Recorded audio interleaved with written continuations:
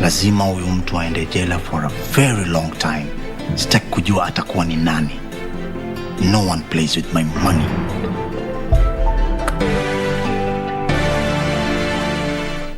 Just make a wish. You'll never want the things, baby. Give me that good loving. My queen, the woman of my dream. Oh, my queen. All the girls around the world, she means the most to me. My favorite boy, favorite dance forever. Since we've been hanging, no more flirting around.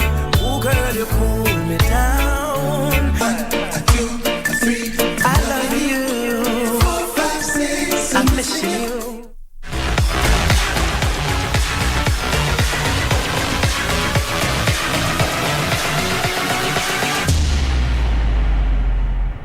You can catch all the action through our various social media handles and through KBC, who will be airing 5 stages live for you to watch. So either whether you're at home or you're with us in Naivasha, please cheer us.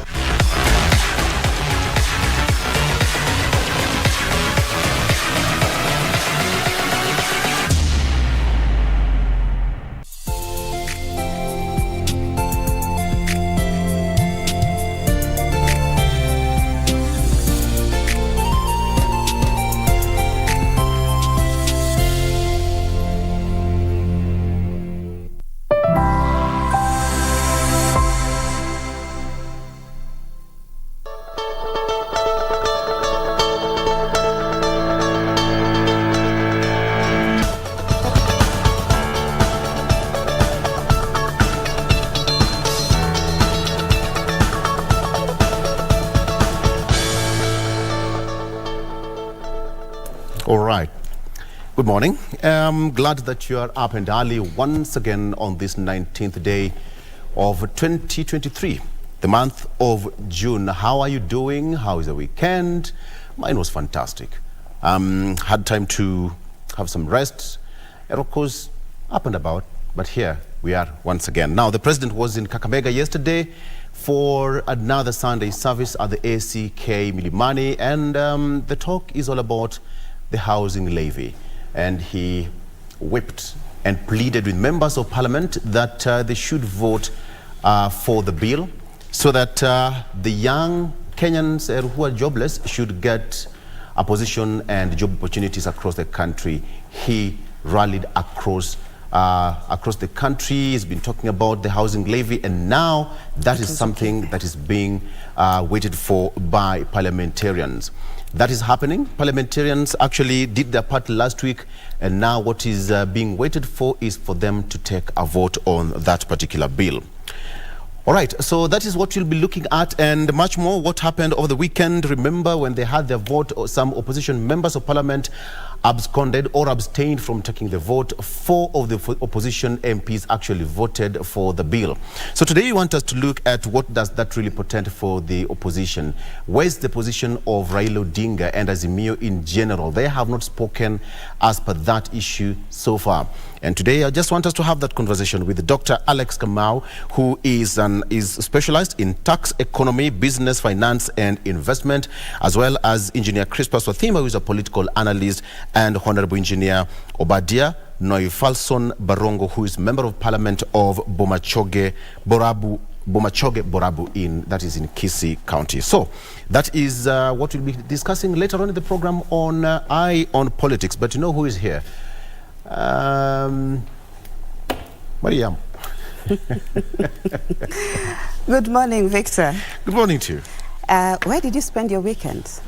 It was okay. I just don't know why Father's Day was not given a much of attention. Lakini kama ingekuwa ile ingine, that other one. Are you sure it wasn't given much attention? I think it did get much attention this time. That other one. You know, I think everybody I was checking on my WhatsApp status was Happy Father's Day. On Facebook, it was Happy Father's Day. I don't get the essence of Happy Father's Day on social media. Some of our fathers are not even on social media.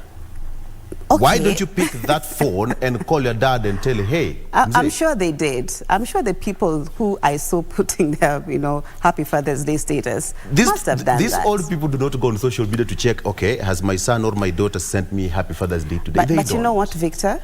I don't know. We really appreciate you as fathers, as brothers, as uncles. You play a very big role in our lives. Yeah. So anything that affects us affects you. So happy belated Father's Day. It's true. That's beside the point. The point is, yes, don't go on social media and wishing that Mzee. That Mzee is 80-something. He's not on social media. Okay, so you've had it. Call your father. Do not post on social media. Some of us, when you tell our fathers, Dad, we love you, like, yes. Kuna shida tena? Exactly. And maybe that's why they put it on social media. What have you done this time around? Exactly. So thank you so much once again for joining us. This is Good Morning Kenya. My name is Marie Yambo, and just as Victor has already alluded to, the Finance Bill 2023 will be dominating news this week, even today in the morning. That's what we have for you prepared. The president saying that the housing levy is meant to create jobs en masse for the youth, but will it pass?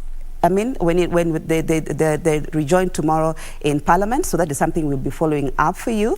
And again, on a sad note, 10 GSU officers were attacked in Lamu. We'll be bringing you details of that and more stories in this bulletin, including sports. So let's start with that story where President William Ruto now says the prime objective of the housing levy is to create jobs, en masse for the youth. The bill 2023 is to create job opportunities en masse for the youth. The head of state said the scheme will further step up industrialization in the country. This comes even as the bill heads to the committee stage in National Assembly next week, where members will debate and vote on all the clauses of the bill one by one. Wycliffe Okech reports. The president was speaking during a Thanksgiving service at the ACK Milimani Church in Lurambi constituency, Kakamega County, where he also participated in a fundraiser towards the construction of a conference center at the church. Na mimi nitawasindikiza na milioni 5. President Ruto will then use the opportunity to make a case for the housing levy as proposed in the Finance Bill 2023. Singapore ilikuwa slum kama Kibera. Leo ni first world katika dunia hii, kwa sababu walipanga wakafanya mambo yao ya housing, wakafanya mipango ingine. Sasa mimi nataka niulize nyinyi wa Kenya, kama mnataka tuwe kama Singapore, ama mnataka tuwe kama Malaysia, ama hata tuwe bora kuliko hao wote, we must make the decisions they made. Hatuwezi kuwa kama Singapore, kama kazi yetu ni ku make convenient, unajua, unaweka sufuria kwa kichwa, unaenda kwa barabara hapo, unatangatanga, alafu unarudi. Kenya itabadilika namna gani? The president said his administration's blueprint for the country's development hinged on the proposed finance bill and urged members of parliament to support it as the bill heads to the committee stage Tuesday next week. Nauliza nyinyi Kakamega, mnasema tuende barabara hiyo ya kuteleza ya kwenda kwa madeni, ama tukusanye ushuru kila mtu alipe? Si tukusanye ushuru kila mtu alipe? Ama mnasemaje? Ndio. The appeal by the head of state was supported by accompanying leaders, among them Nairobi Governor Johnson Sakaja and his Kakamega counterpart Fernandez Baraza. We are supporting your initiative to collect taxes. Hatuwezi kuwa na maendeleo hapa, hatuwezi patiana huduma bila watu kutoa pesa. You make decisions today that tomorrow these generations that are coming will thank the leadership that we have today. Ni lazima tueleze watu tuna shida. It is not a personal problem to the president. It is a collective problem to the Kenyan people. The government has continued its appeal to the citizenry to support and be positive about the Finance Bill 2023 if the high cost of living in the country is to be tamed. From Lurambi constituency in Kakamega County, I am Wycliffe Okech. Of course, we'll be keeping tabs on that story as it develops. Now, at least 10 General Service Unit officers were Sunday injured when an armored personal carrier vehicle, the Warren, ran over an improvised explosive device. The device is suspected to have been planted on the road by Al-Shabaab militants at Mlima Wafaru between Pandanguo and Witu in Lamu County. More than 10 GSU officers were aboard the vehicle and were in their routine patrol within the Pandanguo route, which borders the vast Boni forest where multi-agent security operation is ongoing to flush out militants believed to be hiding inside the dense Boni forest. Lamu West Deputy County Commissioner Gabriel Kioni said the affected officers are from Pandanguo GSU camp and were on their normal patrol in the area when the vehicle ran over IED explosive. It is after the incident when militants came out of the forest and tried to attack the officers after the vehicle rolled and exchange of fire ensued for some time. A team of KDF soldiers and Special Operation Unit arrived for reinforcement and were also ambushed but managed to contain the situation. The Sunday morning attack comes a fortnight after Interior Cabinet Secretary Kithure Kindiki visited Lamu for a 3-day tour to assess the security situation in the county. The Sunday attack comes in the wake of the marking of 9 years since the terrorists attacked Mpeketoni and surrounding areas, killing 90 people and displacing many. To the finance bill, proponents and opponents of the finance bill continue to defend their stance on the contentious bill, which went through the second reading in Parliament last week. The bill will be tabled before the Committee of the Whole House on Tuesday for amendments before it is subjected to third reading. Let's get the details. As the Finance Bill 2023 gears for the third and final reading, leaders across the political divide have expressed varied views as MPs prepare for the final vote. How are you? Narok County Governor Patrick Olen Tutu has lauded the county leaders who voted yes to the bill last week, saying it contained tax measures that will help raise revenue to fund counties. We are broke. Kabisa kama Wakenya. Zile deni zote zilikuwa zimeshafika na inatakikana kulipo. Kabisa wakubeba na samani, mimi ni mmoja yao, tunataka pesa kwa kaunti. MPs wanataka CDA. Wafanyikazi ya serikali wanataka pesa ya kulipwa mshahara. Speaking during a Sunday service at AIC Narok Town Church, Governor Tutu described the MPs as real patriots who do not want to see the country sink further in debt. Wale wadosi kama kule mtu ambaye anapata pesa mingi na kuna shughuli nzuri, alipe hiyo ushuru ndio tuone kama ekonomi yetu itastabilize. Najua walishtuka kwa sababu mama alisema yes. Si ndio? Na nikamwambia yes, I said yes. Because my vote would not have made a difference. In Kiambu, Githunguri Member of Parliament Gathoni wa Mushomba, who broke ranks with her Kenya Kwanza colleagues and voted against the bill, says she has no regrets.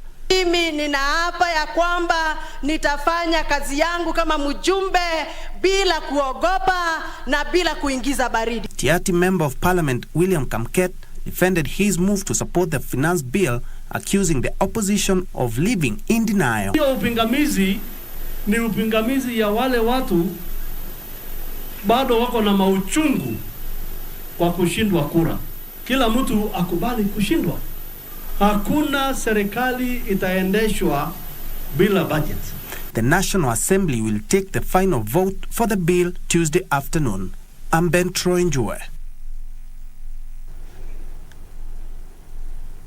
Thank you, Ben Troy Njue. Now, the government says the manufacture, trade, use and abuse of illicit alcohol and narcotic drugs in central Kenya and other parts of the country is a serious security threat. Speaking in Maragua constituency, Murang'a County on Sunday, Interior Cabinet Secretary Kithure Kindiki said the country is at a risk of losing an entire generation to alcohol and drug abuse. Interior and National Administration Cabinet Secretary Kithure Kindiki said the government will not backtrack in the fight against the abuse of alcohol and narcotics. Hizo pombe, ile nguvu tumeweka katika kupigana na magaidi, wezi wa mifugo na wale wakora wanaojificha kwa dini, nguvu kama hizo ndio tutatumia kupigana na wale wanauzia watoto wetu madawa ya kulevya na pombe ya sumu. He said political leaders must be at the forefront of the fight against illicit and poisonous alcoholic drinks and narcotic drugs. Meanwhile, the cabinet secretary says religious extremism also ranks in the list of national security threats. Tutawafurusha, tutawanyorosha na haitatokea tena kamwe katika nchi yetu mtu kutumia dini kuleta maafa na vifo vya Wakenya ambao hawana hatia. It will not happen. He noted that the government respects the freedom of worship but will not bend backward to accommodate wrong teachings. The government will not backtrack in the quest to put in place a framework that will help us ascertain all people who are ministers of religion. We must know them by their name.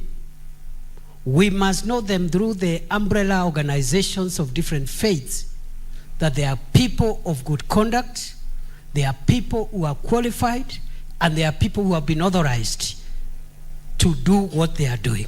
The Interior Cabinet Secretary said the government will remain truthful in its handling of the massacre in Shakahola and no one will be left still holed up in the forest. Now let's move on, where traders in Buruburu's Mutindwa market have begun rebuilding their stalls days after losing their entire stock in a fire. Some of the traders say they have had to dig into their savings, while others have had to seek credit to start afresh. Here is Dorina Range with the story of resilience and the undying spirit of a community committed to building up despite numerous challenges. 5 days ago, an inferno razed Mutindwa market to the ground. The fire destroyed more than 90% of the area and with it goods worth millions of shillings. Nelson Ochieng, who sells ladies' wear, has been forced to dig into his little savings to finance the rebuilding of this stall. One reason why I had to start rebuilding is because of the livelihood.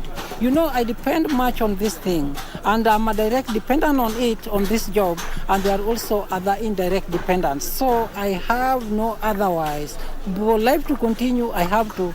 They say that if you fall down, you recollect yourself, you beat just the dust, then you recollect and you start. Everyone here suffered a monumental loss. Anya Gothier says she has walked this narrow street for more than 10 years and says she lost goods worth 150,000 shillings and has been forced to borrow money from friends and relatives to remodel her stall. Pesa kidogo yenye nilikuwa nayo kwanza nikafikisha hapo sababu hakuna pesa, so ni kupiganisha akili pande hii na pande ile, ukijaribu kukopa na tena wenye unakopa pia hakuna pesa. Many traders here say this is their only source of livelihood and they must rebuild amid the financial challenges.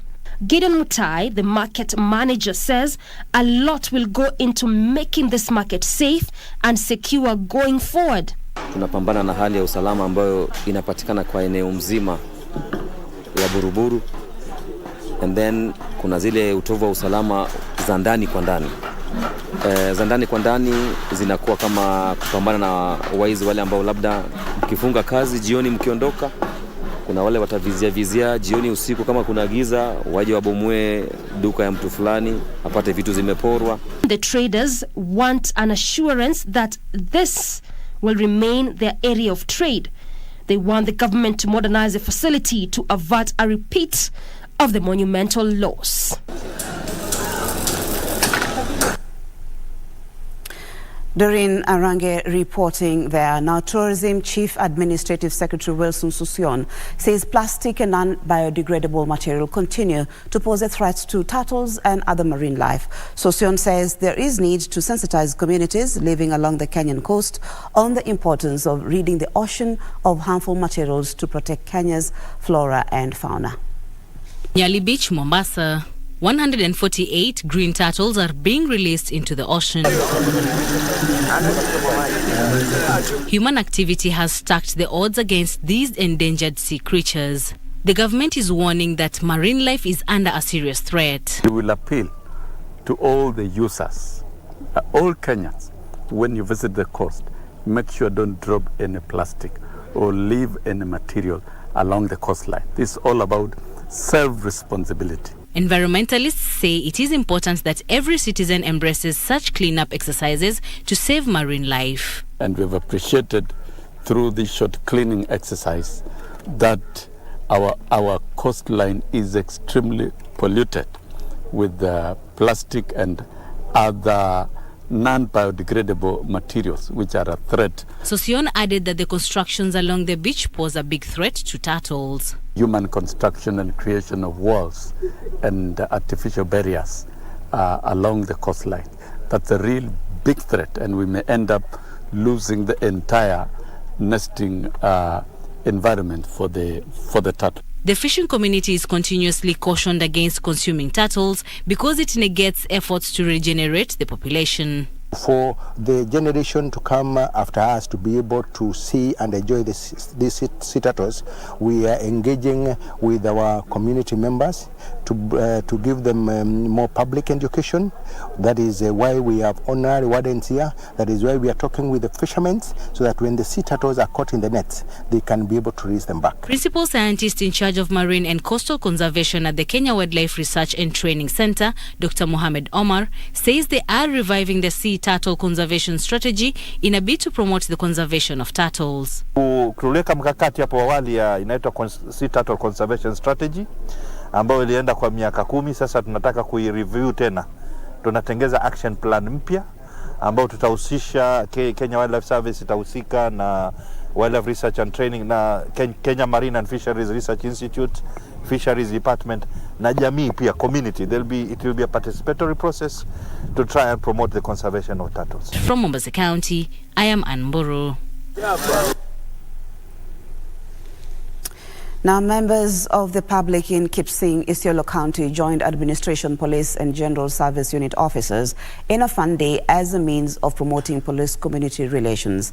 The exercise also seeks to promote information sharing as a way of curbing insecurity in the region. Oldonyero Division Assistant County Commissioner Barnabas lauded the initiative, dubbed Community Police Open Day, even as he called for it to be replicated throughout the region. It's not every day you see police officers and members of the public interact in fun games.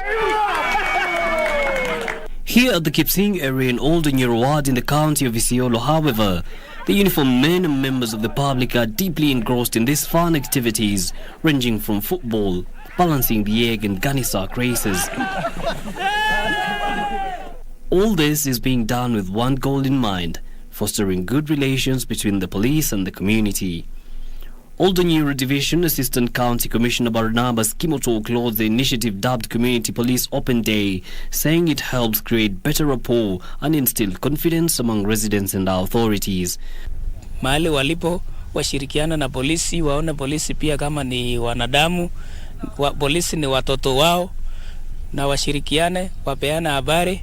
Tunaishi pamoja, tunakula pamoja, na pia tunacheza mpira pamoja. Kwa hivyo tunaenda kanisa pamoja. Sasa tumeelewa hawa ni friends and our brothers and sisters.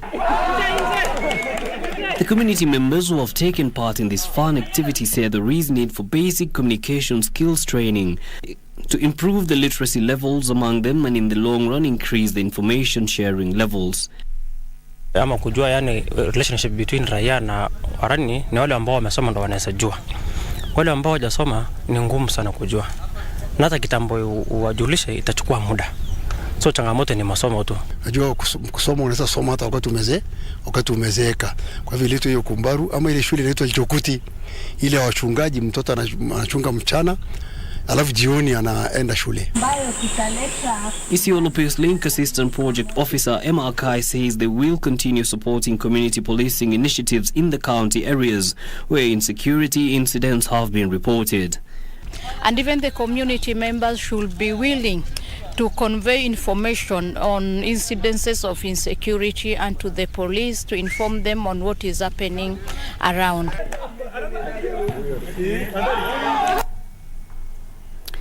We head to the counties now, where Kakamega County government is adopting the use of technology to improve the quality of grade cows. This, as Busia County farmers are decrying the shortage of cotton seeds. For these and more stories, let's look at the counties. Kakamega County government is adopting embryo transfer technology on a pilot program to improve the quality of the dairy cows in the county. The County Livestock and Veterinary Services Chief Officer Barak George Otieno said they will utilize Kakamega County Dairy Development Corporation Smart Farm to fertilize eggs from where embryos will be distributed to the farmers. Basically, we want to see if we get high quality dam from the farms and fertilized with a high quality bull semen from wherever, depending on the selection, that we are able to produce embryos that have high quality. The embryo transfer, the surrogate cow is not contributing any of her genetics to the calf that it's carrying in its uterus. It's just a carrier. Elsewhere, Busia County farmers are decrying the shortage of cotton seeds in the county and are now calling on the national government to intervene in efforts to improve cotton farming in the area. Serikali ya Kenya inaheshimu ukulima zaidi. It is a backbone of the Kenya economy. Sasa hiyo kufufuliwa majinarizi zote, kama kuna pamba, kama kuna mbegu, tutalima na kitu gani? And in Bungoma County, 15 suspects have been arrested in a crackdown on illegal water connections. Nzoia Water Services Company Corporate Commercial Officer Ramadan Kubende says the company has lost a great deal of revenue due to the illegal connections. We know water is a right, but for us to serve you well, you must pay for this water. So avoid at all expense, at all cost, avoid using water without our permission. We also urge the members of the public to report those that they suspect could be consuming water illegally. Finally, in Nairobi County, a wide range of food prepared with a variety of millets is on offer at the Indian Millets Food Festival currently underway in a hotel in Nairobi to mark the International Year of the Millets. Two renowned chefs from India were flown into the country to share their culinary arts with some of their Kenyan counterparts. The Indian High Commissioner to Kenya, Namya Kamba, and her counterparts from Jordan, Belarus, Eritrea and Turkey graced the occasion. I don't think Indian food is too unfamiliar in Kenya. In fact, I think it would be right to say that you are spoiled for choices when it comes to Indian food in Kenya, which you find everywhere here.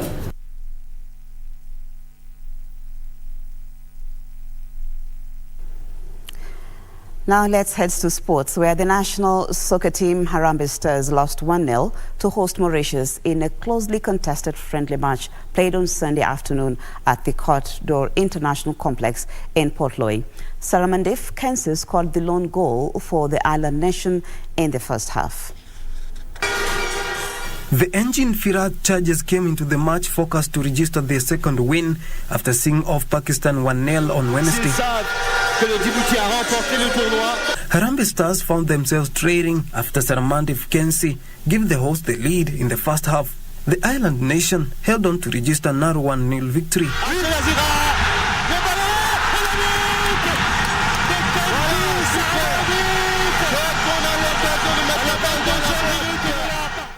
It was the third meeting between Kenya and Mauritius as the team met twice in 2015 in the qualifiers for the 2018 World Cup.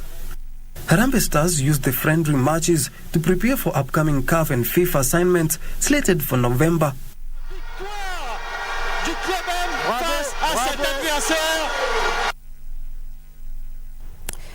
Now, KCB came from a set down to end Kenya Pipeline's unbeaten run after humbling the reigning Kenyan champions by 3-1 in a highly charged Kenya Volleyball Federation Women's League match played at the Nyayo National Stadium Indo Arena. In another match, former league champions, that is Prisons Kenya, trounced KDF by 3-1.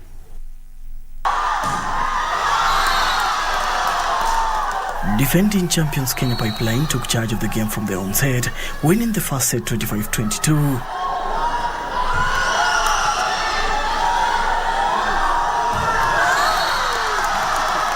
In the second set, KCB, under the tutelage of veteran tactician Jafeth Munala, came back stronger, bagging in the second and third sets 25-16 and 25-16 respectively. Kenya Pipeline struggled in the fourth set, which they lost 25-12 to hand the Bankers a crucial victory. African Club Championship, we had a tough team in the quarterfinals, a team with the tough services that gave us a lot of problems, but we have worked on our reception since we came back from Tunisia, and I think it has worked for us today. Losing a game is normal because you cannot tell me you are in a competition and every other day you are going to win all matches. Sometimes you have to lose matches as an eye-opener, as you know how prepared you are or how unprepared you are, something of the sort. KCB's win ended Pipeline's unbeaten streak this season, with the two sides set to renew their rivalry in the league playoffs later this year. It is actually a manifestation that the next Olympics, if the team is well supported, we can make a mark at the Olympics this time round as a team sport. It's a very good sign for present and also for the future. So we know the team that is going to go for Challenger Cup and Africa Cup of Nations is going to be a strong team because they are selected mainly from the two clubs that you saw here. In another match, former league champions Prisons Kenya trounced KDF by 3 sets to 1.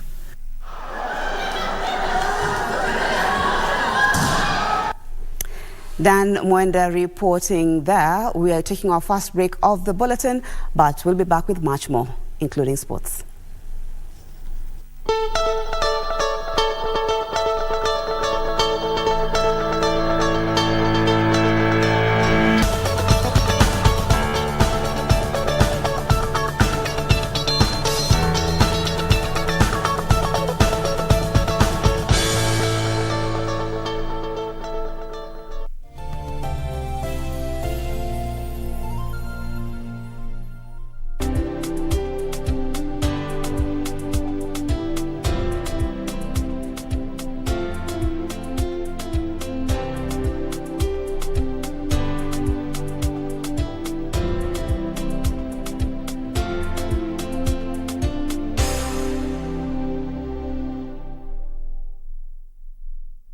Welcome to East Africa. This is Safari Rally Kenya. The WRC Safari Rally is set for June 22nd to June 25th in Naivasha. This year's event, the 7th leg of the WRC calendar, consisting of 19 stages, will see drivers, among them defending champion and series leader Khalid Van Pera, battle in what's considered as the toughest rally in the world. KBC Channel 1 will bring you the action to your living room, where a total of only 5 stages will be broadcast live on KBC Channel 1 and the Shakedown exclusive on our Facebook page. Catch the WRC Safari Rally on KBC Channel 1, your true sports partner.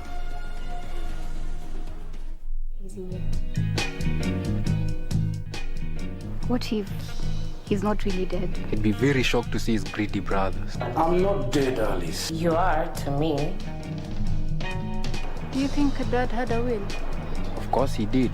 Na kila mtu anajua nini anapata. Na will ilikuwa ni ya watoto. Iko wapi will? Sasa ona aibu. Joel akiamka sasa hivi atafikiria nini juu yako? Mom needs you guys now. You know, right now she's very vulnerable and gullible, I must say. I need you to do everything in your power to get back with him. What's in it for me? Getting your husband back, of course.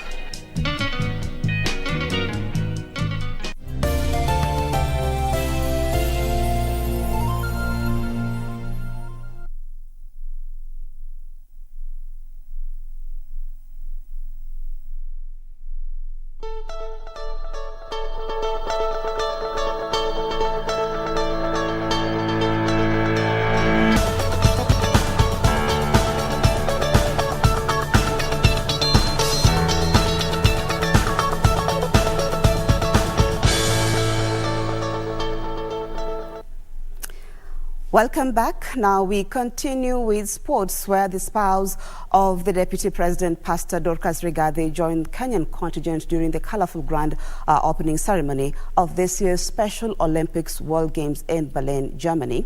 The Kenyan team, comprising of 66 members, will take part in 26 disciplines, namely beach volleyball, handball, badminton, and athletics, among others. The Special Olympic World Games will end on the 25th of this month.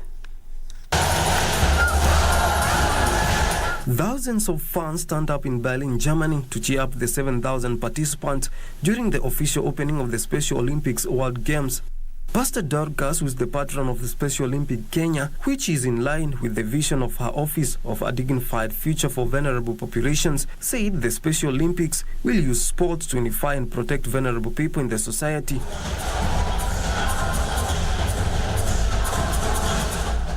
Pastor Dorcas was accompanied by Kenyan Ambassador to Germany Thomas Amolo, Special Olympic Kenya Chairman Thuo Chege, and Kipipiri MP Mohia Wanjiko. The Kenyan team will take part in 26 disciplines, namely beach volleyball, handball, volleyball, badminton, and athletics, among others. The Special Olympics World Games will end on 25th of this month. Dan Mwenda reporting there are now rally drivers John Ngugi, co-driven by Josiah Kariuki, and Gerald Minor, navigated by Ken Ontere, both driving Subaru Entons, will be competing in this year's WRC Safari Rally Kenya after receiving sponsorship from Bang Bet. The two are among several Kenyan drivers who have been sponsored in the past 2 weeks ahead of Safari Rally Kenya, set to start on the 22nd of this month at Kasarani and end in Naivasha on the 25th of this month. Safari Rally celebrates its 70th anniversary, 3 years since the event returned to the World Rally calendar. KBC Channel 1 will televise live the 5 stages of the Rally Kenya.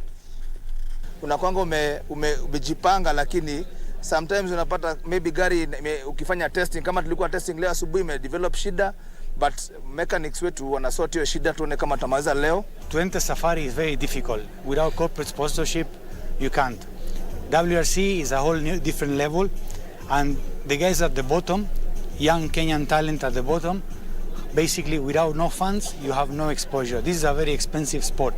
So we were looking for people who are hungry, eager to drive, but maybe don't have the full resources and they need a little boost. So these guys were the perfect fit into our program.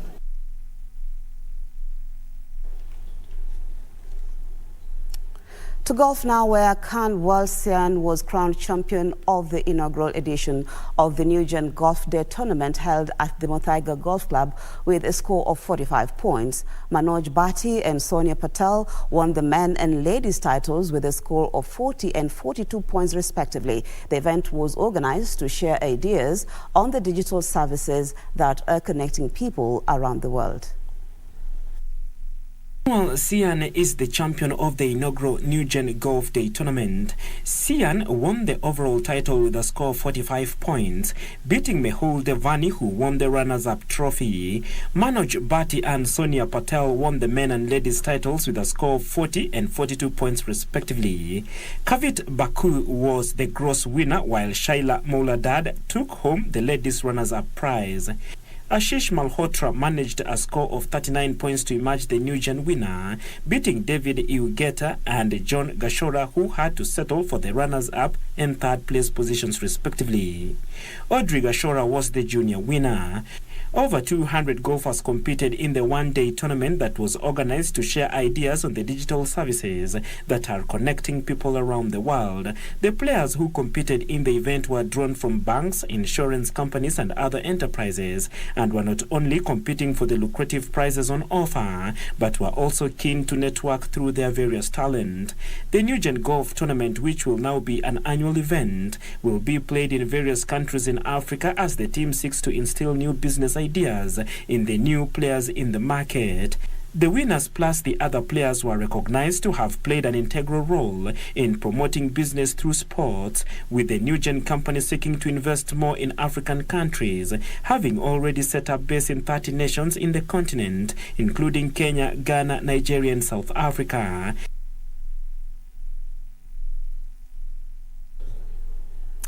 That story by Barclay Feather brings us to the end of the news this morning, but stay with us if you can. Good Morning Kenya still continues. Eye on Politics will be up next with Victor Olo. The guests are already in studio, so we want to leave you with the military tales. My name is Marie Yambo.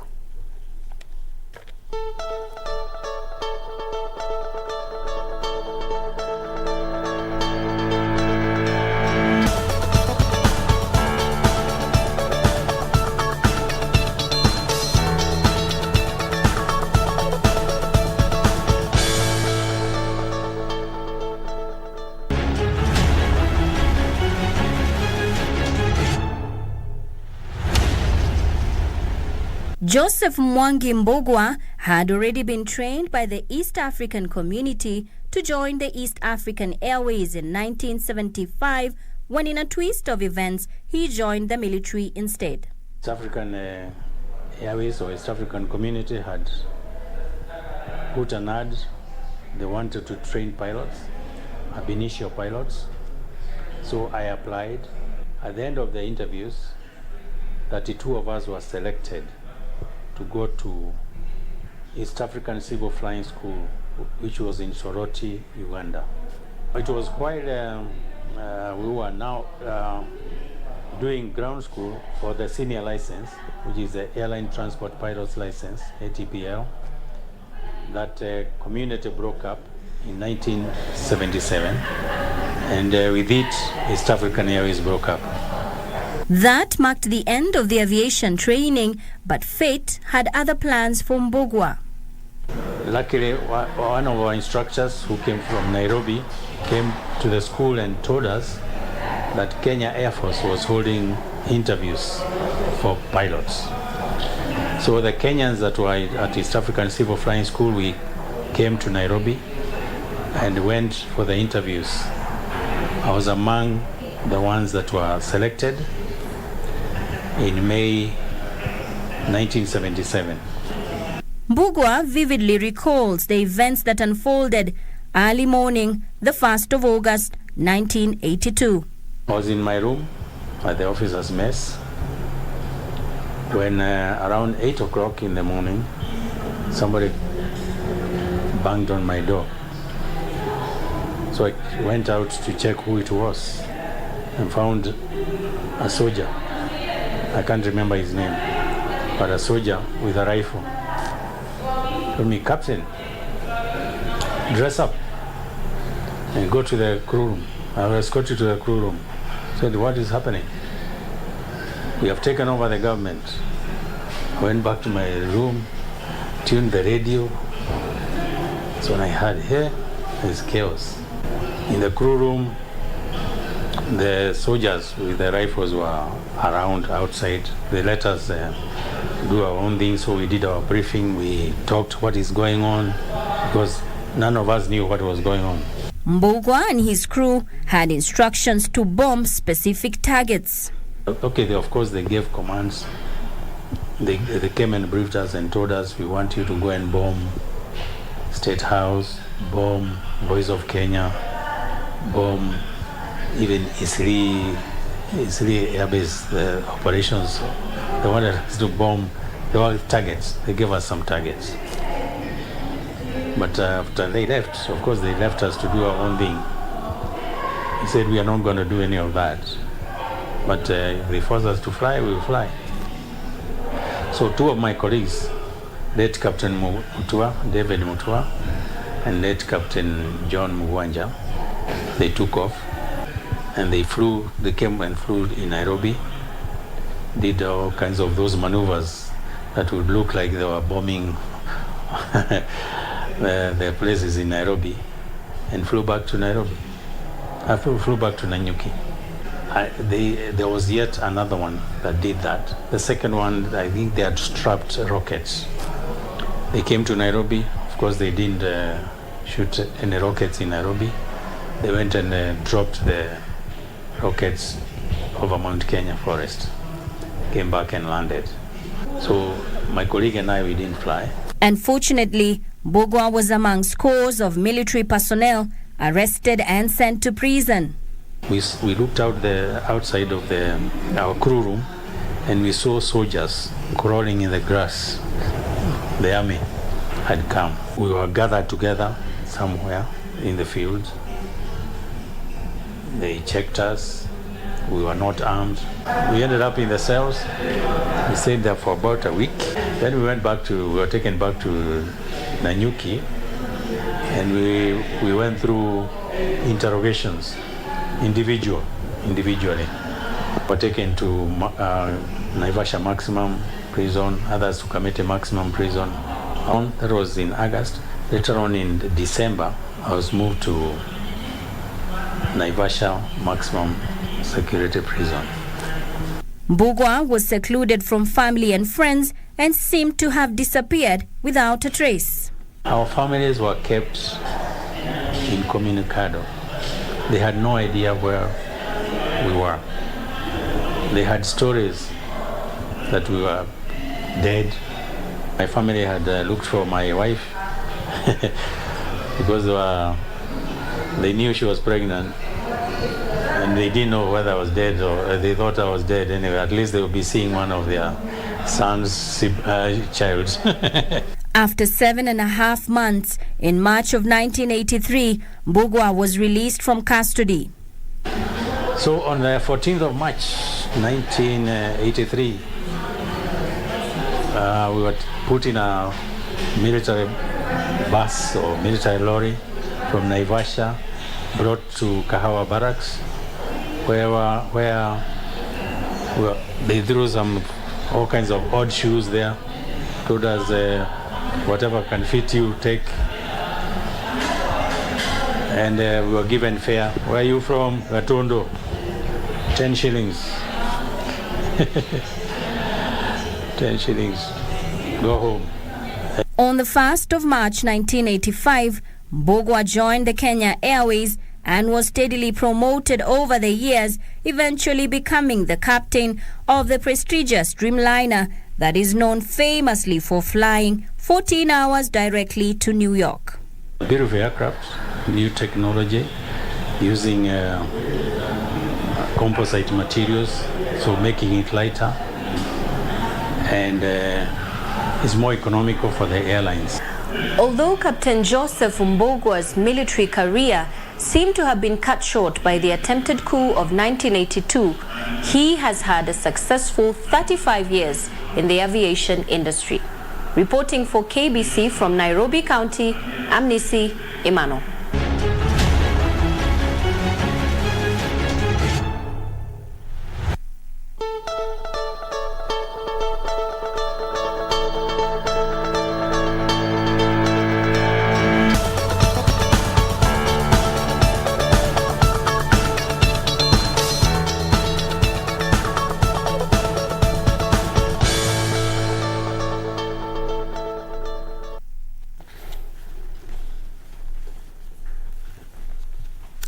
All right, welcome back. And now it's time for us to take a look at what we have on Iron Politics. But before then, just to alert you that my guest already in studio, I have got engineer Crispus Wathimba, who is a political analyst. He's a politician, quote unquote, but he's an engineer by profession. Crispus, welcome to the program. Thank you so much. And good morning, Kenyans. Karibu sana. And joining me is also Honorable Engineer. We have engineers. So if you have got 2 engineers, I'm also an engineer by extension. So that's what you say. Yes. If you have got 2 millionaires, you're the next 3rd millionaire. Yeah. So today I'm the 3rd engineer in studio. All right. Honorable Engineer Obadia Nolfason Barongo, who is Member of Parliament, Bomachoge Burabu constituency. Mheshimiwa, welcome to Good Morning Kenya. Thank you for having me. How is Kisi doing?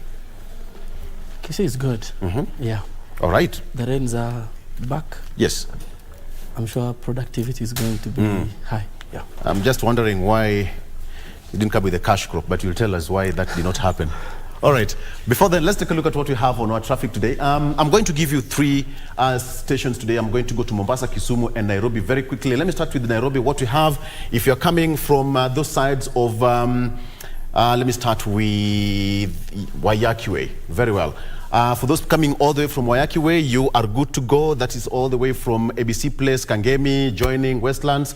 You are still in a free mode. You can still cruise your way into the CBD, joining that's museum, roundabout thereabout, and ultimately heading towards Gymkhana and Thika Road. You are free to move in. One of the most notorious places is Gymkhana, or as you approach towards Ngara, and already it started to build up. That started from around Fig Tree as you join the Globe roundabout. But Muranga Road, or if you like it, Thika Road, is moving until you get to Muthaiga Square. That is one of the most notorious spots. Joining that underpass, of course, starting all the way from KCA. Those who are using Thika Road, please, you'll have to be very patient. And then there is some smooth flow at that particular point between KCA and then going back to Garden City Mall, also bumper to bumper. So it's like most people who are on that route, that is Thika Road, will have to contend with the traffic situation. But if you're using Outer Ring Road, then you are good to go. Outer Ring, coming all the way from North Airport and Embakasi, those sides of Kangundo Road, you are free to join the CBD. You still have enough time to make your way. How about those people who are coming all the way from those sides of Ngong Road? Ngong Road looking pretty well, not so bad, but some spots of Snarlup, a bit more so when approaching that direction of the junction is a bit messy because of the traffic light, but the rest of the highway is moving. What is actually most spotted here is around the traffic lights at the Prestige and when you're joining the Ring Road Kilimani heading towards Saya Center. But you can still have an alternative route if you're coming to the CBD. That is as far as that is concerned. Joining Valley Road, you are good to go, but it's a bit messy. Agwin Skodek from Yaya Center coming to DOD, but if you're coming down to Valley Road, Loreto Convent, Valley Road thereabout, and to Kenyatta Avenue, you will have a smooth drive until joining Kenyatta Avenue into the CBD. That is as far as that is concerned. Now, let me take you at what we have. What walisema watu wa Kisumu wamesaulika? Not at all. Okay, so we have Kisumu looking very good, all right. Watu wa Kisumu, habari zenu. The highway looking very well, coming all the way from Kondele Car Wash. It looks okay. Kibos Road is a bit bumper to bumper because when you're coming from that side, it's now more of the residential areas from the sides of Obunga. It's looking good. So coming from the sides of Lake Breeze, joining the Kisumu hotels and the Polytechnic, the Kibuye market is flowing very well. Joining Kisumu Mall, that is where we used to have the Nakumat. It's okay. So what for Kisumu, you are good to go. There's nothing to worry about. Hey, by the way, this is the lake. This green, the blue patch here. Look how beautiful it is. Beautiful. Go to Kisumu. All right, finally, let's go to Mombasa. What Mombasa? Mkwaje, traffic, how does it look like? Those people who are using the Nyali Bridge, you are going to be a bit disappointed, lakini msijali. Pole pole too. And then again, this is the Indian Ocean. How beautiful is that? All right, you look at the situation here and then that patch of the Indian Ocean. Kenya is beautiful, right? Okay, watu wa Chuda, you are good to go. Technical University joining that side of Ronald Ngala. You are going to have a smooth ride. Watu Mombasa, kujeni pole pole, tafadhali tuende to Kajenge, Kenya. Those coming all the way from Changamwe to Makupa, Causeway, you are still good to go. That road, Kibarani Recreation Center, was made, and now for those people who are coming from the Kibarani, joining Makupa into the CBD, Sikwizi, it's a smooth drive. All right, that is as far as our traffic is concerned. I've given you three main cities. That is Nairobi, Kisumu, and finally Mombasa. That is as far as that is concerned. Right about now, let's take a look at what we have on our local dailies. On the front page of the Daily Nation, NHIF heist, rogue hospitals exposed. Rogue hospitals exposed using the name of the National Health Insurance Fund, NHIF. Men and women disguised as healthcare providers preached false hope to elderly villagers, promising to rescue them from the depths of arthritis complication. But 8 months later, the villagers are still in anguish and tears as they recount the reluctant disabilities and even deaths. Meanwhile, some health facilities minted millions through claims to the national insurer in a scheme that reeks of collusion and scandal. This is an investigative piece by the Daily Nation. Take a copy and take a look as well. Pass finance bill to allow me fix Uhuru economic mess, Ruto urges MPs. The president was speaking yesterday at a church function in Kakamega, and he said that he needs the finance bill 2023 passed for him to raise money to fix the economic mess the country is in. Speaking yesterday, the government said that he's not going to go the route of borrowing more money to make the country stable. Inside Parliament, 6-point plan to bring down cost of electricity. Some good news there. They have got 6 points on some of the areas they are going to explore to bring down the cost of power. The National Assembly Committee on Energy is set to start investigating the high cost of electricity and present a report to the House within 120 days. Some good news to Kenyans there. We all agree that it's a tough one, and that is it. All right, so a quick one onto the front page of the Standard. Taxes, showdown or Ruto walkover? That's the question. Showdown or Ruto walkover? President William Ruto and opposition leader Raila Odinga are mobilizing legislators for an epic fight tomorrow in Parliament to approve or reject the finance bill. Will Ruto win in the House but face demos as Azimio warned? Azimio have not spoken since. Crackdown that made Mackenzie say he would be called terrorist, quote unquote. Will Oduol case reset governors' deputies' ties? The case is set to begin on Wednesday, with the committee set to sit tomorrow to set the ground rules on how to investigate the case. Okay, gentlemen, this is the point. Taxes, showdown or Ruto walkover? Crispus. Well, given by the numbers that UDA Marshall, Kenya Kwanza Marshall last week, 176 votes, it's clear they have a head start. And the likelihood of them losing any other vote going forward is very low. Yes. So I believe the finance bill will pass. Whatever amendment that the finance committee suggested will also pass, and therefore the budget highlights as presented by the minister will sail through, and that's what Kenyans will have to live with for the next 1 year. Yeah. Important for us is now to be able to adjust as an economy and live with the realities of what the Kenya Kwanza government has proposed in terms of taxation, in terms of exemptions, in terms of the heavy burden as Kenyans we have to live with. But then also the promise they have made in terms of if we deliver this budget, these are the gains that as an economy we are going to get. It's now the responsibility of the opposition and Kenyans at large to check the government of Kenya Kwanza to make sure that whatever they have promised to deliver, they deliver, and they should not give us excuses come 2024, 2025. Yeah. Yes. Mheshimiwa, all Kenyans are looking at you in Parliament tomorrow. You are torn in between a rock and a hard place. Your electorates and the executive. What should you expect tomorrow in Parliament? We are very grateful that we have another opportunity to moderate on that bill. Last week, we were not able to raise the numbers that were required to successfully oppose the bill. Yeah. Tomorrow, I hope, because you remember there was a large absenteeism in the chambers. And most of the members who are actually absent were members of the Azimio coalition. We expect most of those guys to be in Parliament chambers tomorrow, so that we can be able to marshal enough numbers to be able to oppose this bill. What of really course, happened? It's not going to be very easy. Yes. Because Kenya Kwanza are already in front, considering their numbers. But we still hope that some of their members who are conflicted about this issue may be able to join us, so we can be able to put down this bill. What really happened? I'm curious to understand what really happened with Azimio last week. There was a walkout en masse. Yeah. What happened last week did not only happen to the Azimio coalition members. There were also Kenya Kwanza MPs.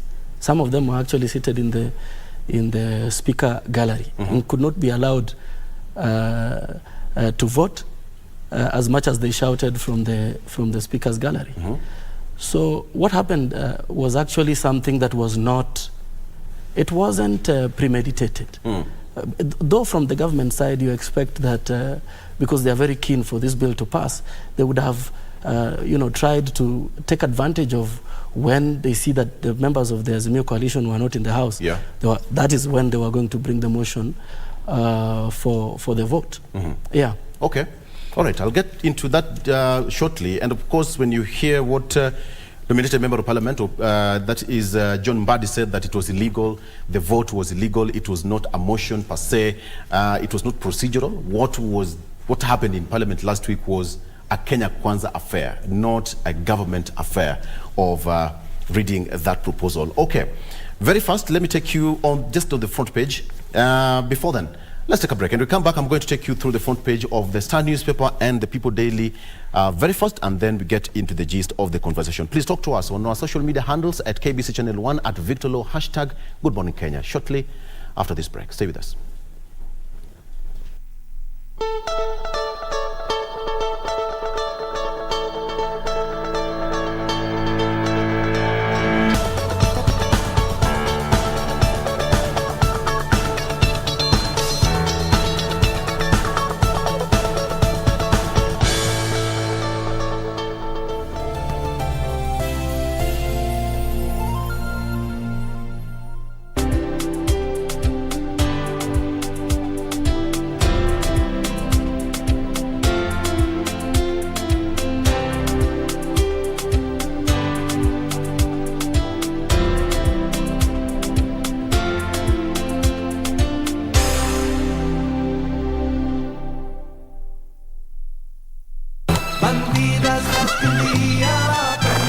Now, the only thing that I want you to focus on is our wedding. Huh? Oh my goodness, I can't take this any longer. I can't. Can you stop lying, Gaspar? Because Oligario won't go after someone for no reason at all. What happened to us? I want to know what happened. Alhure, at last I found you. Las Bandidas. Sasa unaweza kupokea stesheni ya KBC Eastern Service kwa njia iliyomurwa baada ya KBC kuboresha na kuwekeza mitambo mipya ya kisasa ya kupeperusha matangazo. Pata matangazo kwa lugha ya Burji kila siku kuanzia saa 11 asubuhi hadi saa 4 asubuhi. Rendile Service itakuwa hewani kuanzia saa 4 asubuhi hadi saa 9 jioni. Kisha matangazo kupitia lugha ya Kiborana itachukua usukani kuanzia saa 9 hadi saa 2 usiku. Kutufungia jamvi ni Turukana Service watakaopeperusha matangazo yao kuanzia saa 2 usiku hadi saa 6 usiku. KBC Eastern Service inapatikana Lodwar na maeneo yaliyo karibu kupitia 98.3 FM. Na kwa wasikilizaji wa Burji, Rendile na Borana waliomo Marsabit na maeneo jirani, KBC Eastern Service inapatikana kwa mita bendi 98.7 FM.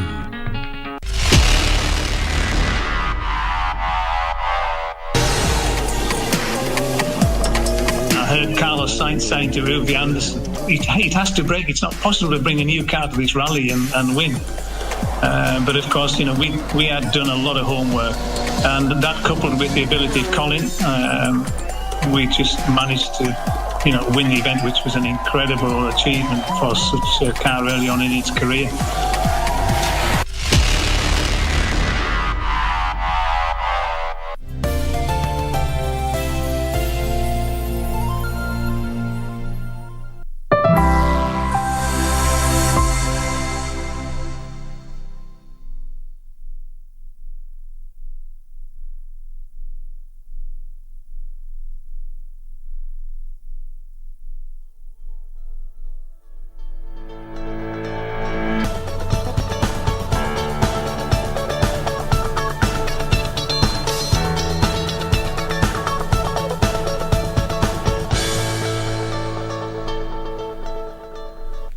Welcome back. So let me take you through the front page of the Star newspaper very quickly. Guns go silent in Rift Valley's killing fields.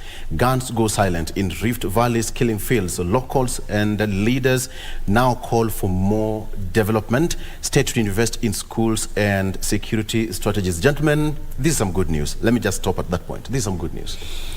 Well, it's quite unfortunate that over 6 months we had guns on fire in the North Rift and many lives lost.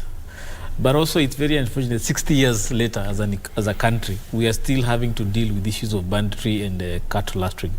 I just hope that this administration, the seriousness it has given in terms of managing the issue can also be given to the issue of bringing development to that region, because I think the children or the future generations of the North Rift, they require a different kind of lifestyle, a different kind of approach into how they deal with issues, rather than the use of guns and banditry in terms of the kind of life they live. We need to give those children a hope that they are part of Kenya, they are able to enjoy the Kenya some of us enjoy right here in Nairobi or other parts of the country, which for them they just hear about. So it's just my prayer that this administration will not just say we have dealt with banditry and that's it.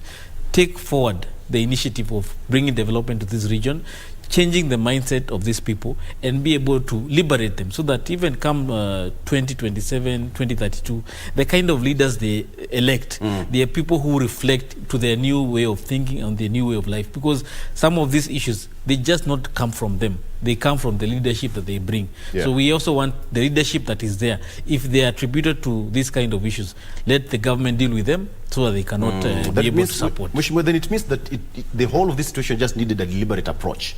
Boots on the ground and hit the ground running. Yes, true. It's commendable what the administration has done in terms of paying attention to that area, but they could do more. We should look at innovative ways of bringing these people together. The government could explore opportunities for, say, cultural events, sporting activities, because sports brings people together.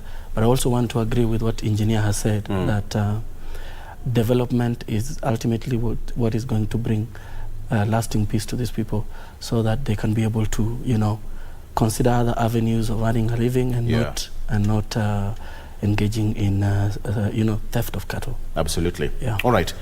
Sad news that 2 KDF troops were killed yesterday and 20 injured in Lamu county terror attack. Actually, the officers were responding to an attack on a GSU team in Lamu. 20 other officers were also injured during that, and it's suspected that the militant group Al-Shabaab were behind the attacks. And finally, Ruto backs tax bill as MPs set for crucial vote that is set for tomorrow. Azimio legislators plan to push key changes when debate on revenue proposals goes for third reading tomorrow. So that is it. Gentlemen, let's get straight into it. So, Mheshimiwa, let me start with you. It goes for third reading. But what happened last week, a majority of Kenyans said that was not procedural. What is your take on that? I'd like to agree that a matter of national importance, such as this controversial finance bill, should have been handled in a professional manner. Sneaking a vote when members are not in parliament is not something that is really good. And so, a matter of this kind of significance should be known that the vote is going to happen, because there was a miscommunication in the chamber. Most of the members left knowing that this reading, the voting was going to happen tomorrow. Yes. And not when we actually took the vote. So most members went to attend to some other issues. As you know, members of parliament are not required at all times to always be in the chambers. You could probably step out to go and attend something. So what happened last week was not something that was planned from, like somebody like Bob Owino. He could not have missed the vote intentionally. He must have gotten the information that this vote is going to be taken another day for him to be able to attend to other issues. But I think from the Kenya Kwanza side, there was a sinister move because they are desperate to have this finance bill pass. So they were going to use any means available to them to try and have the bill pass. But thankfully tomorrow we have, I think we're going to take a third vote. Yes. And I hope we can be able to do So what was supposed to happen last week, ideally? Because the report was handed over to the speaker on Tuesday at around 9:30 thereabout p.m. And then the speaker announced that you're going to go for the next session the following day at 9. What was supposed to happen on Wednesday? We were supposed to debate the finance bill. Not vote? Not vote. Okay. It was understood that we were going to continue contributing to the finance bill in terms of debate in the chambers. But all of a sudden, the debate was brought to a stop, and the division bell rang, and we were meant to take a vote. Yeah, and we had to do that because there was quorum. Crispus, what do you make of this? Does it really ring a bell somewhere as per the procedure? Well, as long as the action of the Speaker is guided by the standing orders of Parliament, it is within the law. I think what the members of Parliament, both in the opposition and government, need to be aware is that this is a new administration. Probably they are running things differently.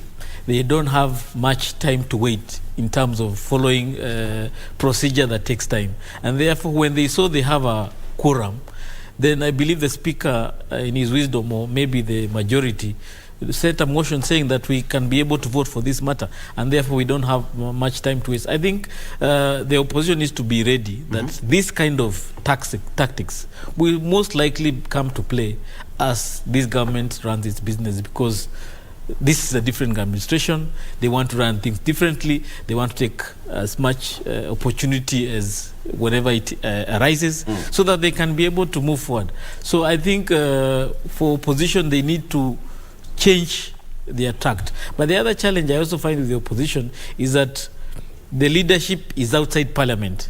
The people they take orders to outside Parliament, and therefore they are not able to make decisions as fast as the government is able to do that. So therefore that may present a challenge to the government, the opposition, in terms of taking a certain position. Because you see, for them to have not be within Parliament or be prepared for such an event, it raises a question. This is a matter of national importance. They should be there to guard it, whatever it takes, even if it means you stay there till midnight to make sure that you have the numbers. Even if the government decides to present numbers, then you have there to protect your position. I hear you, Crispus, but then there are two things here, time and procedure. If you say that opposition did not, the government side saw that there was no time left, or quote unquote be wasted, and there's a procedure, which one takes precedence? Well, as long as the procedure is within the law, then the government has every right to take advantage of it, because for them the issue is time. We are looking at the budget must be ready by 1st of July, and therefore looking at that timeline, we had only 2 weeks. And you can see the opposition was very determined to make sure this bill doesn't go, whether even if there were how many amendments, they had already declared that we are going to bring down this bill. The leadership of the opposition had made it very clear that whatever it takes, we must bring this down. So therefore the government had no choice but to also say, whatever it takes, this bill has to pass. This bill has to pass, but that's dangerous, Mheshimiwa. When you look at it from what engineer is saying, when you look at the procedure and time, the procedure that's supposed to go for the third reading was supposed to be done. What happened last week ought to have been done tomorrow. And then, you know, Parliament, I'm so sure the Speaker can call for a special sitting when there is such kind of an issue. So what was the hurry all about? That is my question. Wesh. The truth is that if your life depends on something, you're going to be desperate in ensuring that you're not caught off guard. The Kenya Kwanza administration are desperate to have this finance bill pass. So we should expect that they're going to do anything within their means to make sure that the bill passes. And this was clearly evident when, against most people's liking, a vote was actually called in the chambers on the second reading of this bill. And it failed because we didn't muster enough votes to be able to say no to the bill. How many Azimio members absconded? I don't have the exact number, but I think it was about 78 members were absent, most of whom I think were from the Azimio coalition. But from my party, the Orange Democratic Movement, we had 24 members missing from the chambers. What does it really portend to the opposition? If that's a big number, but even from the government side, a majority of other MPs also did not attend. Some of them were absent. From what you said, there was a miscommunication from the Speaker. But Crispus, when you look at this is a crucial bill, and we have members from the opposition and even from the government side absconding the vote. This must be worrying the president, most importantly, not even the opposition. Well, if you look at the 12th and 11th Parliament, the issue of numbers or members of Parliament attending Parliament sessions was of a big concern to Kenyans. We used to see empty chambers most of the time. Even there's a time where the Speaker had to end discussion in Parliament because there were only less than 30 MPs. So this administration also has come with a new doctrine that we must take the business of governance seriously. And therefore, the opposition and also members of Parliament in government must take the business of being in Parliament as serious as it requires, so that at any time, if a vote is called, you are present to represent your people. Yes. This is the whole issue that we have to discuss right as Kenyans. We are paying these members of Parliament to represent us. What other business are they doing outside Parliament? The finance bill has been the most important matter nationally for the last 2 weeks. So what else can you be doing that is of more importance beyond the finance bill? So it's important that members of Parliament or even the county assembly take these matters of representing Kenyans serious and being present. If the finance bill was being presented with amendments or a report, then you should be there. Well, that other issue that you're discussing outside can wait, but the finance bill discussion cannot wait. There was a miscommunication from Mheshimiwa. There was a miscommunication from the chair. That is an excuse that can be interrogated. But in my opinion as a Kenyan who pays taxes, I expect you to be in Parliament to discuss that issue that the chairman of the finance committee was presenting. Yes. Mheshimiwa, what's your take? Azimio, members of ODM were absent. Was it scripted? Was this planned? Was it deliberate? We have our own procedures in Bunge around how business is conducted. It is not, I'm saying, remember I've said, there were members who actually locked out of the chambers when the vote was being taken. Yeah. They thought going to the speaker's gallery was going to count. The speaker ruled that because they were outside of the chambers. Both members from the position of the government? Oh yes. And the speaker ruled that because they were not in the chambers, being in the speaker's gallery was not going to count. At that point, if I had gone to the toilet and the chambers have been closed, I will still be in Parliament, within the precinct of Parliament, but I will not be in the chambers. I think I want to fault the Kenya Kwanza administration.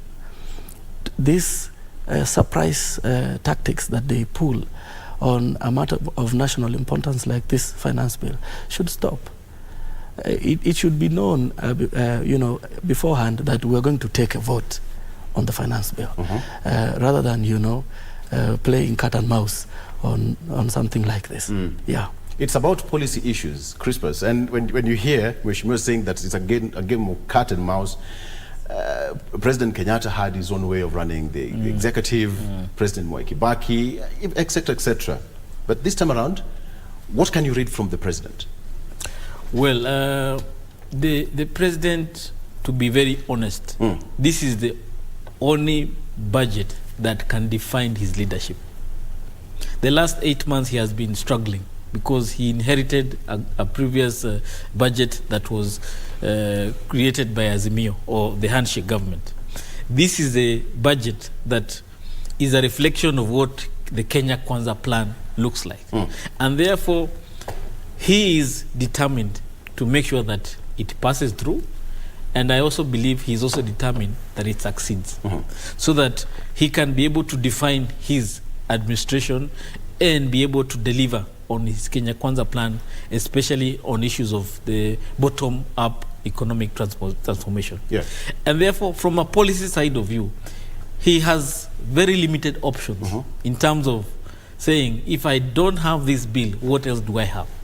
Remember, the debt ceiling, we are just about to reach that level. Yeah.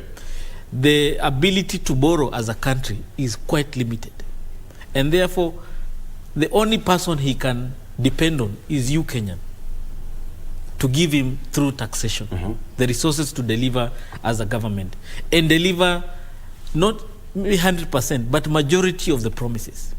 And therefore, I just want to sympathize with Dr. William Ruto in the sense that he is also in a very tight spot where he promised so much, he has very limited resources to deliver that, and also he has a position that is determined to stop him at whatever corner he wants to deliver. They said very clearly they are going to stop this bill.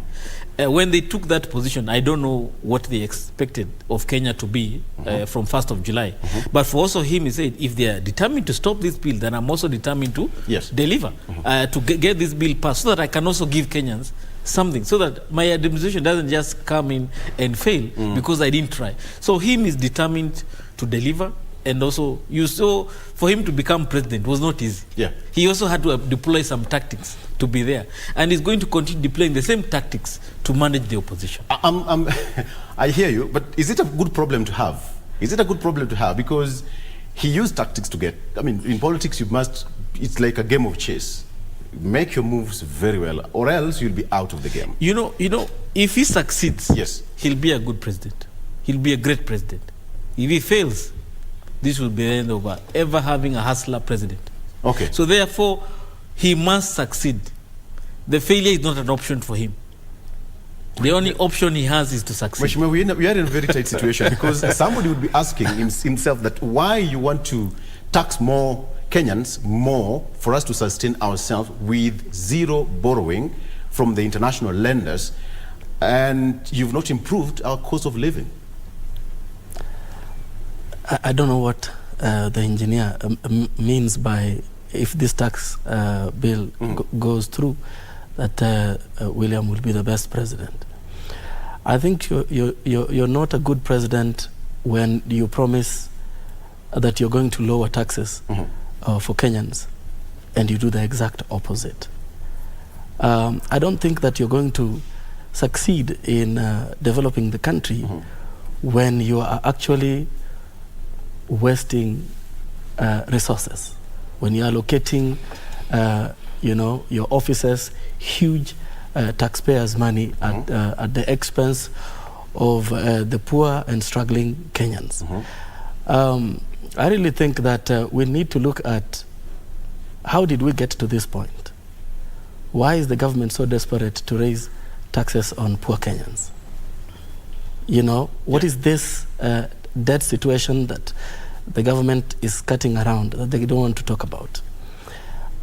We need to be able to examine these things so that we can be able to be sure that the measures we are taking are actually going to bear any fruit.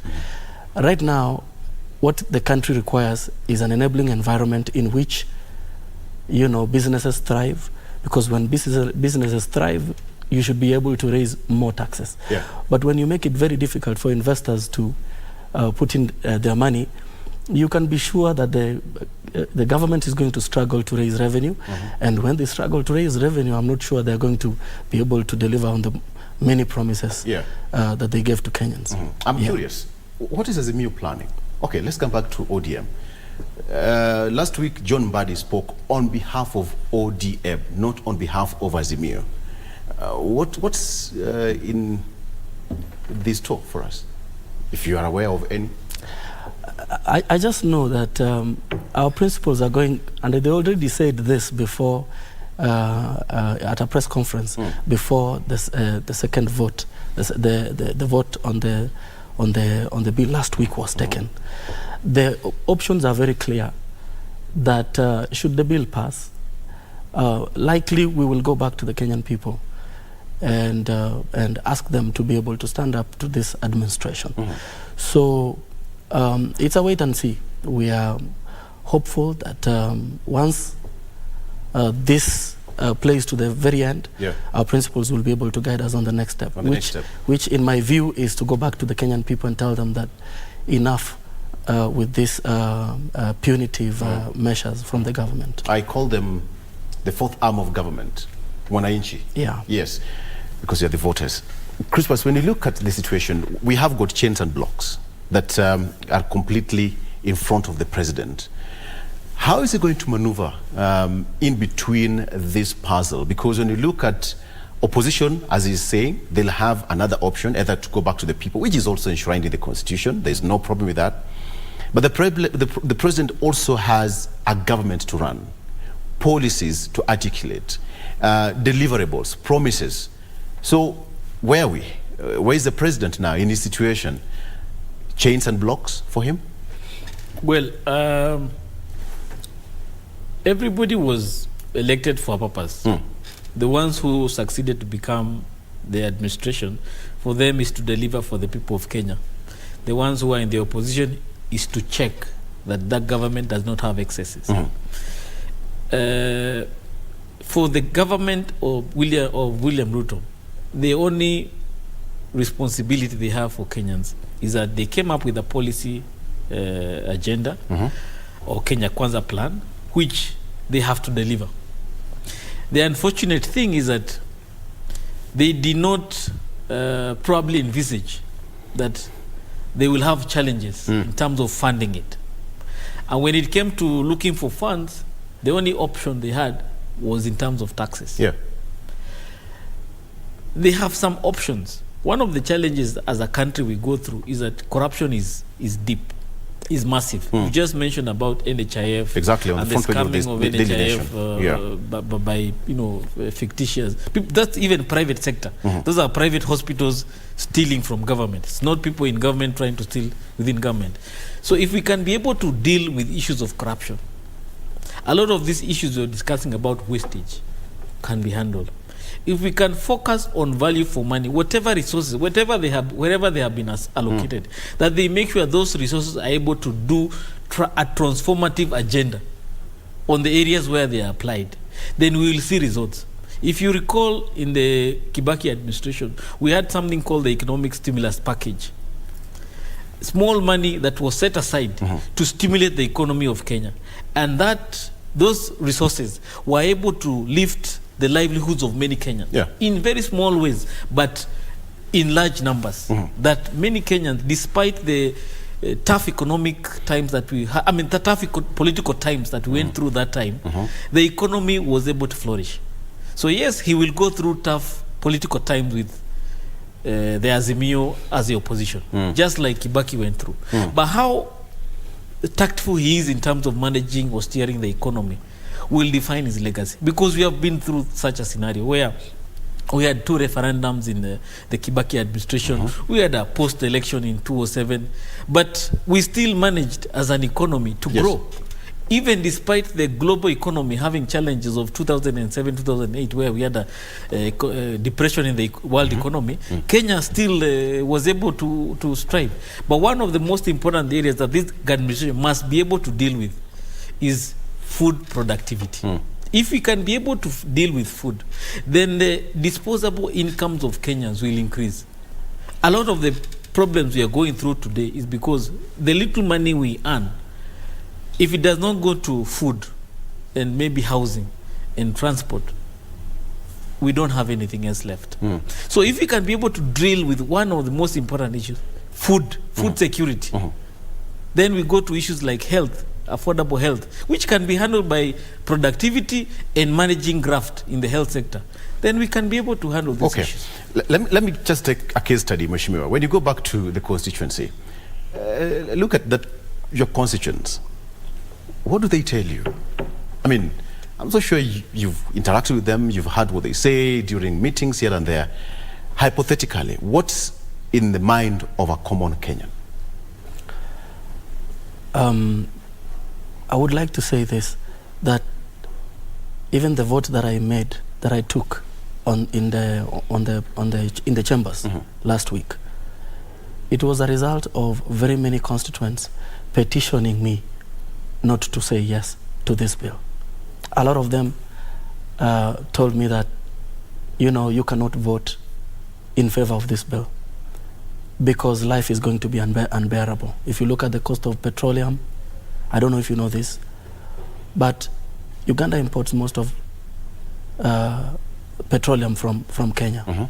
Because of these measures that the government is taking, this corridor as an avenue for Uganda to import her petroleum products has become very uncompetitive. So now Ugandans are mostly going to start importing fuel from Tanzania. For Kenya to lose business of this magnitude that it has had for a very long time since independence. It's not something we should, as a nation, take for granted. So my people are very categorical that the government promised. The government should keep the promises that it made to constituents. The government said they were going to make life bearable. Why are they now resorting to overtaxing Kenyans in order to be able to achieve their goals? So I am going to continue listening to the good people of Bomachoge Borabu, and it is my intention to continue to listen to them, because only then will I be able to offer leadership that will meet their expectations. Yeah. Okay. Gentlemen, let's take a break. And when you come back, I'll have just one question for all of you. So what's the next step for the fourth arm of government? This is my creation. We have got the executive, the legislature, and now the executive. But now there is one important arm, the voter. All right? Citizens. Let's take a break and we come back. What is that fourth arm of government going to do? All right. So before we do that, I'm told that I'm going to release Mheshimiwa to go to our sister station for another continue. So if you are watching this, just listen to Zinga, because he's headed there to continue with this conversation. I'm going to remain here with Engineer Crispus for us to continue with this discussion, which is going to be continue. Mheshimiwa, just 2 seconds. Just 2 seconds, kindly, as you walk out. Yeah. Your final word to people of Bomachoge Borabu. Yes. I just want to say that I'm grateful that they elected me their leader. We are going to, and they elected me on an opposition party ticket. Yes. Our responsibility is very easy. We are going to try and hold this country and government accountable to the people. They promised that they are going to make life bearable.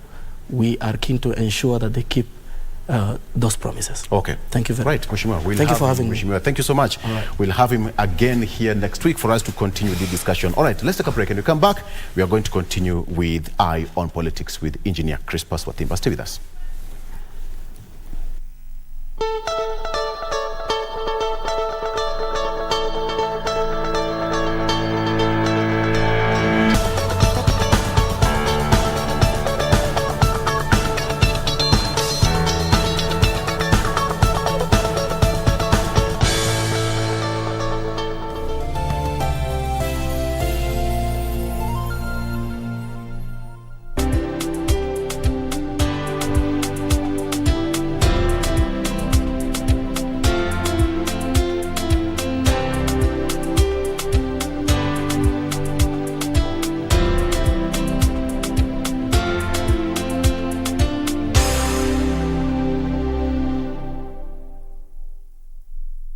Welcome to East Africa. This is Safari Rally Kenya. The WRC Safari Rally is set for June 22nd to June 25th in Naivasha. This year's event, the 7th leg of the WRC calendar, consisting of 19 stages, will see drivers, among them defending champion and series leader Khalid Vanpera, battle in what's considered as the toughest rally in the world. KBC Channel 1 will bring you the action to your living room, where a total of only 5 stages will be broadcast live on KBC Channel 1 and the Shakedown exclusive on our Facebook page. Catch the WRC Safari Rally on KBC Channel 1, your true sports partner.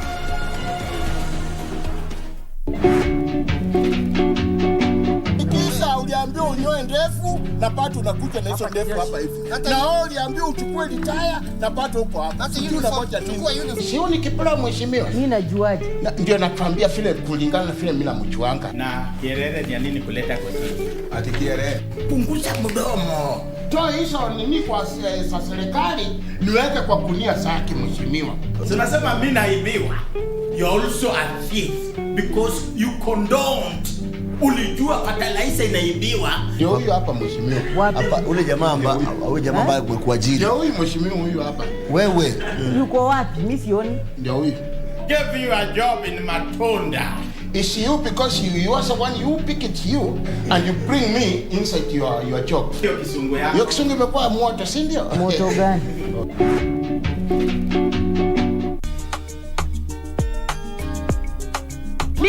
nikisoma mambo mingi. Eita unieleze, mimi ni friend yako tutaelewana. Nimeoa bala, nimeoa Mswahili ndo anifunze Kiswahili. Ngeli ya lakini wewe ni bala unaniletea hapa. Sukuma wiki sasa ni sukuma 3. Ona ni ngapi? Angalia. Wewe unapeleka wapi? Sio sema mimi nakuona kusema ukweli. Paka nashindwa sasa. Kana igiria wapi? Hakuje mpyo hiyo mambo hakuna ya kuweza. Mambo ni mzuri sasa.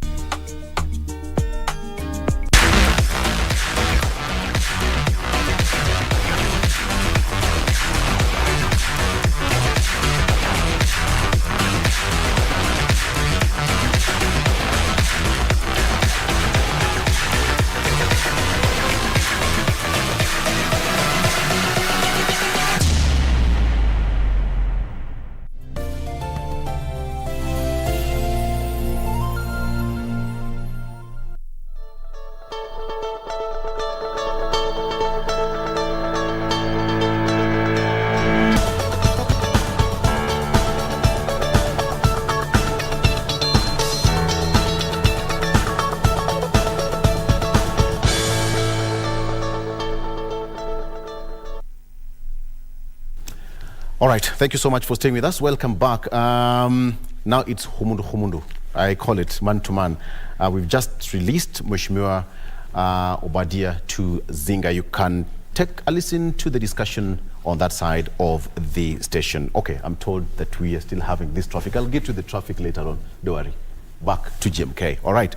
So, Crispus, looking at what we should be expecting tomorrow, the third reading is expected, of course.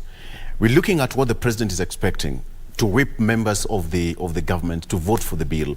The Kenyan taxpayer says that, you know what, it's going to be hard on us. But our government has to run. My question is going to be, how is the president going to balance the two to please the hustler, people who actually propelled him to power, and running his administration to full term without the common mwananchi feeling a pinch of, you know what, this is government that you chose, and at the end of the day, 1,000 bob cannot even buy a complete meal for a family of 3.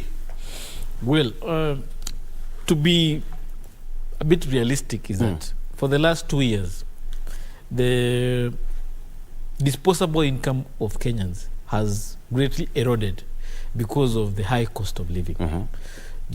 During COVID time, post-COVID, during the elections, post-election, our lives have continued becoming unbearable. And therefore, it's not that because of this finance bill that they are where they are today.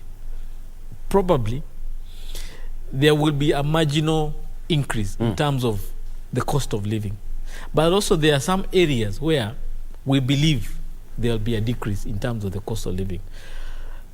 Investment in terms of subsidizing productivity as a country, whether it's in food, whether it's in healthcare, whether it's in energy, whether it's in transportation, will have an impact, direct impact to the pocket of many Kenyans. So what we need to ask this government is to make sure that you will have your numbers in parliament. You will definitely pass this bill. It will become law, okay? We may have very limited options as a country in terms of saying no, because we have set laws that govern how we run our business. 1st of June, we must have a finance bill. Government must have, must operate. It cannot stop. And therefore, whatever resources we shall give you as a people of Kenya, can you make sure those resources are used responsibly?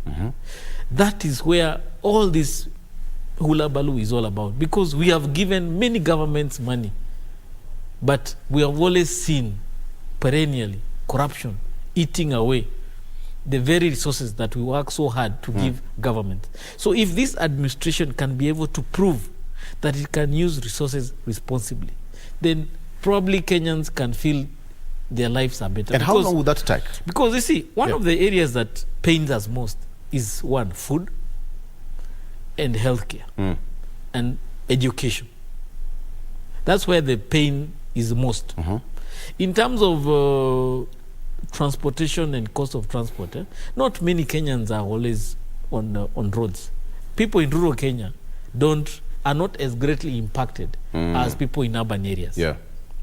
But when it comes to food, healthcare and education, whether you are in an urban or rural setting, that's where the pain is most. So if we can be able to improve how we run our business in these areas, then I believe that income that has been eroded can start coming back. And Kenyans can feel, yes, even though I've increased in terms of my contribution to the tax that I pay to this government, then my life has improved in terms of I've become, it's become less expensive. Yeah. So that is where the challenge is. But as long as we are perceived, or we perceive this government as being careless, corruption is still there, ministers and assistant ministers are doing whatever they want with resources, then we will not be comfortable. We will not have the confidence. The discussion about this finance bill has not been about the taxes as much, but the most underlying issue has been the confidence we have in terms of this person we are giving this budget. Will they be able to run it responsibly? Are we going to have another 30% loss in this money that we have allocated? Yeah, and of course that's going to be one of the most difficult positions for the president to do, to convince Kenyans that it's going to be easy for them because of the doubts already created. But then, how is this bill going to affect our neighboring countries? If we are not going to borrow, we are going to depend on our own homegrown solutions. We are not going to borrow, internationally. How is it going to affect our, our other neighbors, Uganda, Tanzania, and even countries who import or export products from in and out of Kenya? One of the things I want to tell you is that our neighbors, as much as we've been having our challenges over the last 10 years, for them they've not been asleep. Their economic output has also been growing. Their ability to manufacture has also been growing. So therefore, their reliance on us has not been as high as it was previously. So we are trying to reclaim what we've lost. And for us to reclaim what we lost, we must invest in those areas that can give us back what we lost. Subsidizing productivity, not just in food, but even in manufacturing, cost of energy, transportation, is a must for us to be able to regain that position. We have a very sophisticated economy. Our manufacturing is advanced. Our workforce is quite advanced. Our ability to produce is very high compared to the region. Those are our competitive advantages. We can be able to ride on that to regain our position.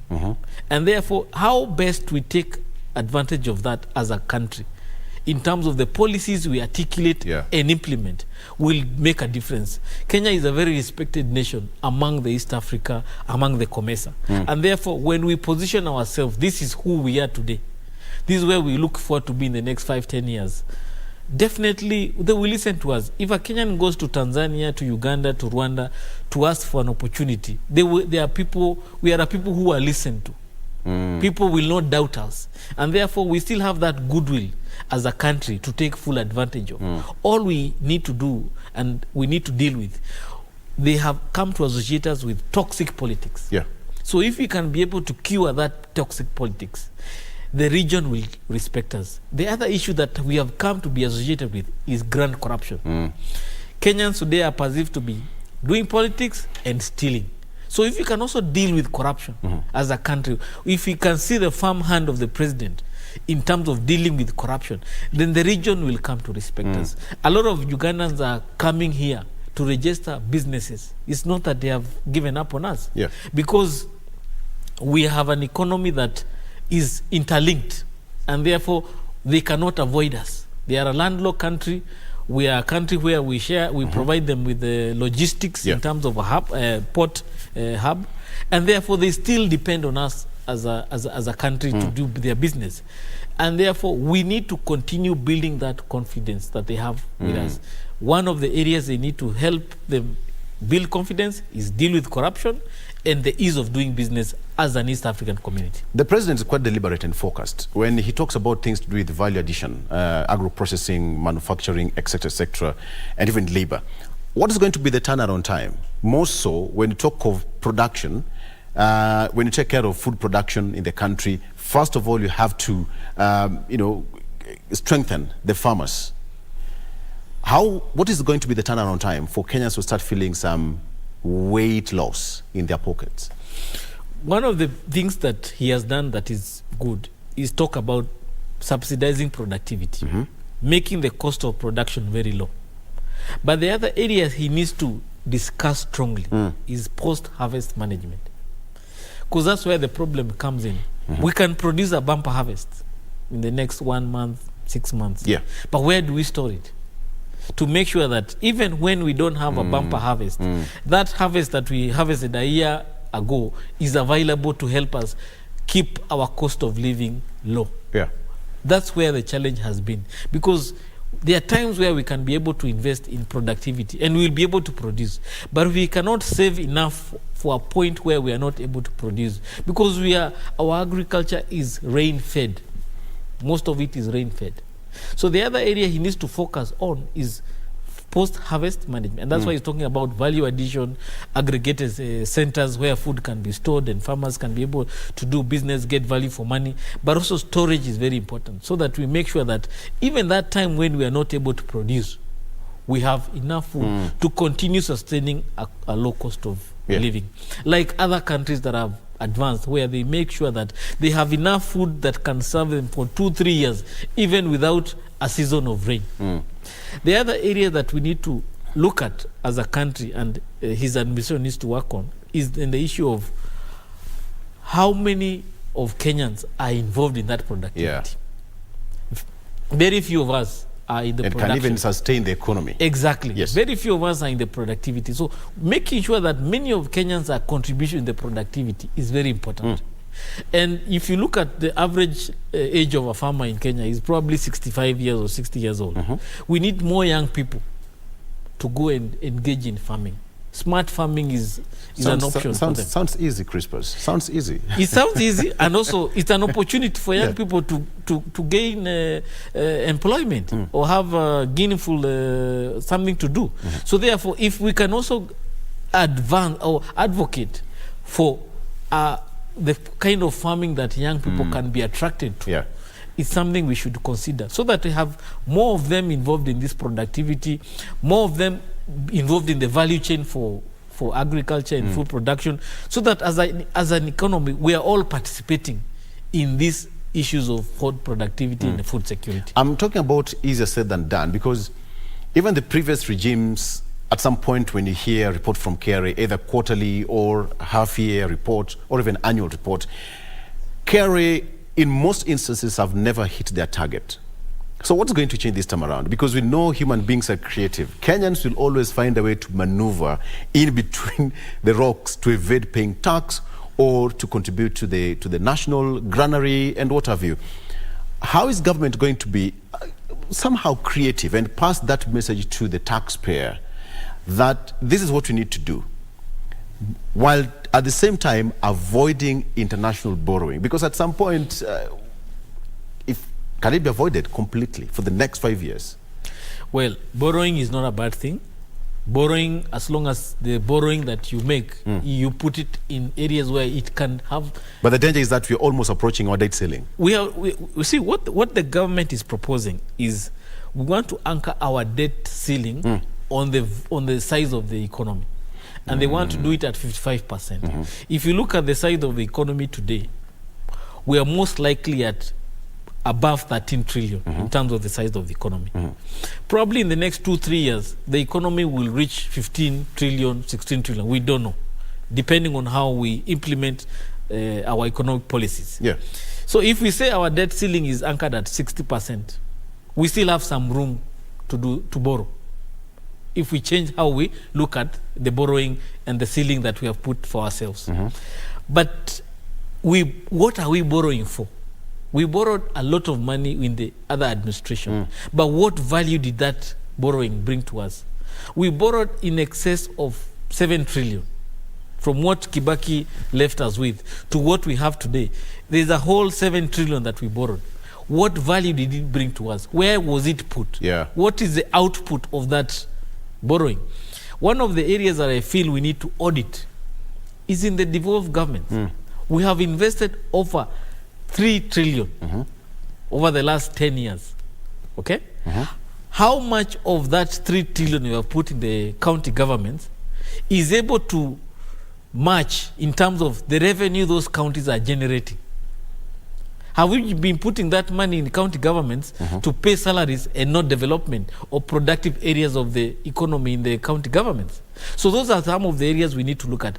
A lot of this money we borrowed probably was to pay recurrent expenses, and therefore it was not able to bring the value that we desired. So therefore, if we are going to borrow over the next 5 years, let it be borrowing for specific areas where there will be most impact, and that is in terms of economic value, not putting money in people's pocket in terms of salaries or benefits or allowances. It should be money that is put, for example, in a development program that has the most economic impact to the lives of Kenyans. Yeah. You know, the government really depends on productivity. When you talk about farmers and lowering the cost of farm inputs and even supporting the farmers. But we all know these things are seasonal and unpredictable. The other day we had locust invasion in the north. Farmers cried foul, and the government spent billions of shillings to, you know, to control and contain the locusts. So what if it doesn't happen? I mean, we have got the weather patterns are close with us. So what if it doesn't happen? And the government said that, you know, we are not going to go back into the international borrowing. As I said, Kenyans also have a very peculiar way of survival. What will the government do for it to make sure that, hey, I'm not going to taint my image and I'm still going to pass the mark that I gave Kenyans, and I'm going to deliver? Well, one of the things that this government must do is understand that we are no longer in the campaign season. Yes. And therefore, making promises that you cannot match with deliverables is something we need to stop.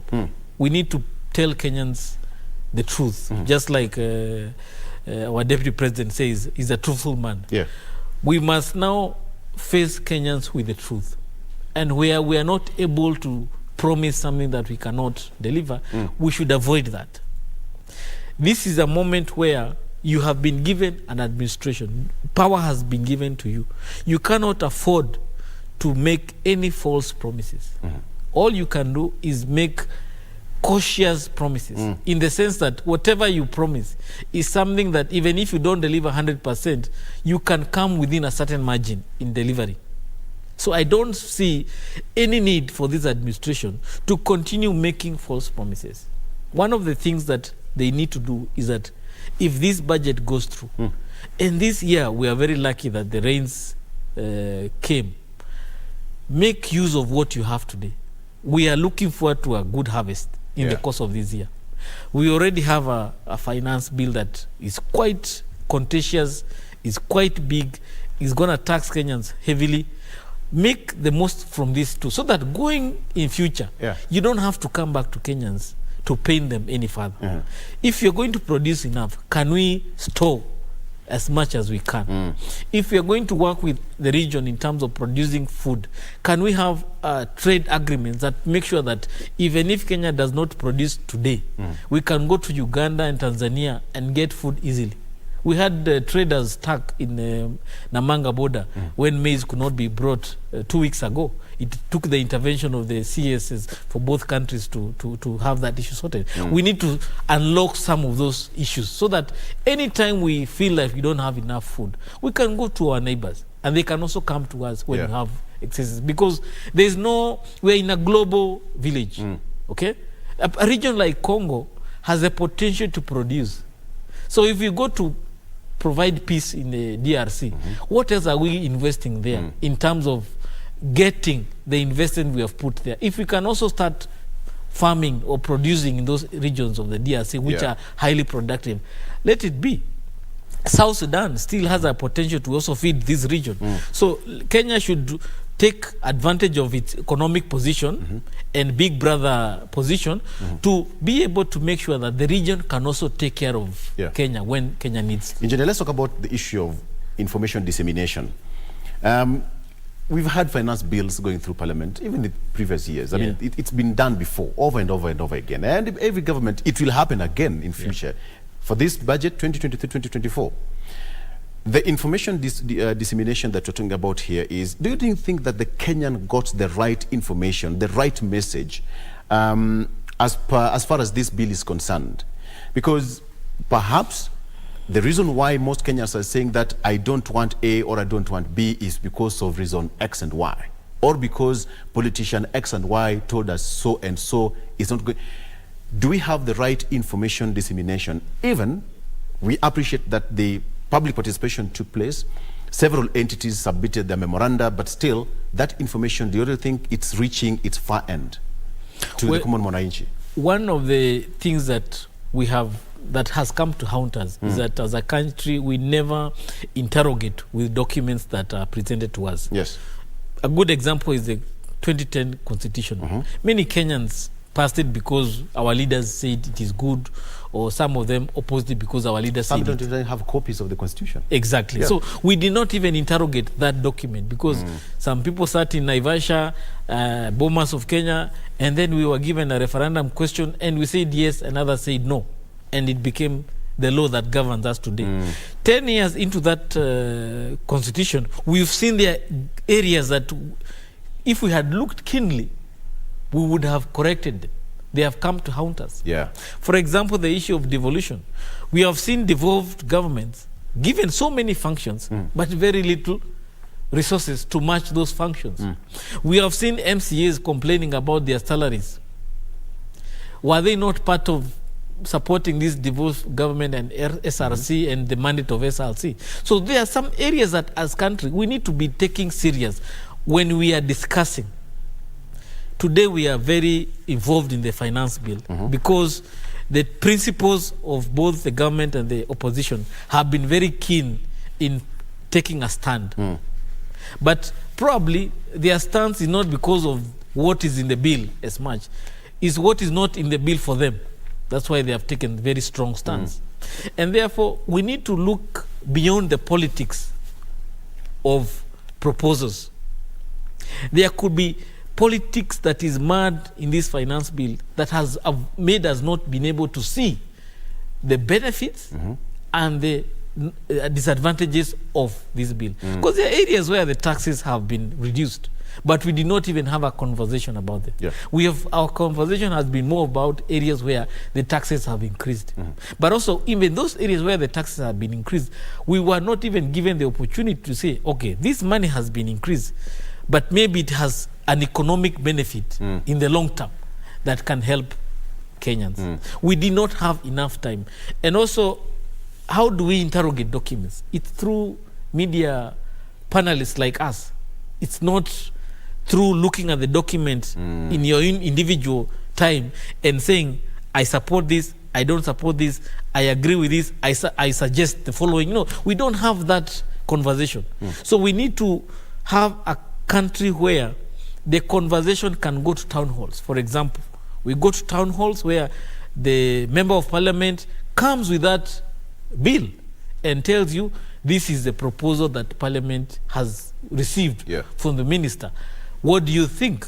And through those town halls, the member of parliament can organize a panel of several men and women to discuss that bill so that their views comes to present to Kenyans in parliament at the true value, the true bills, the true views of Kenyans that they have given him.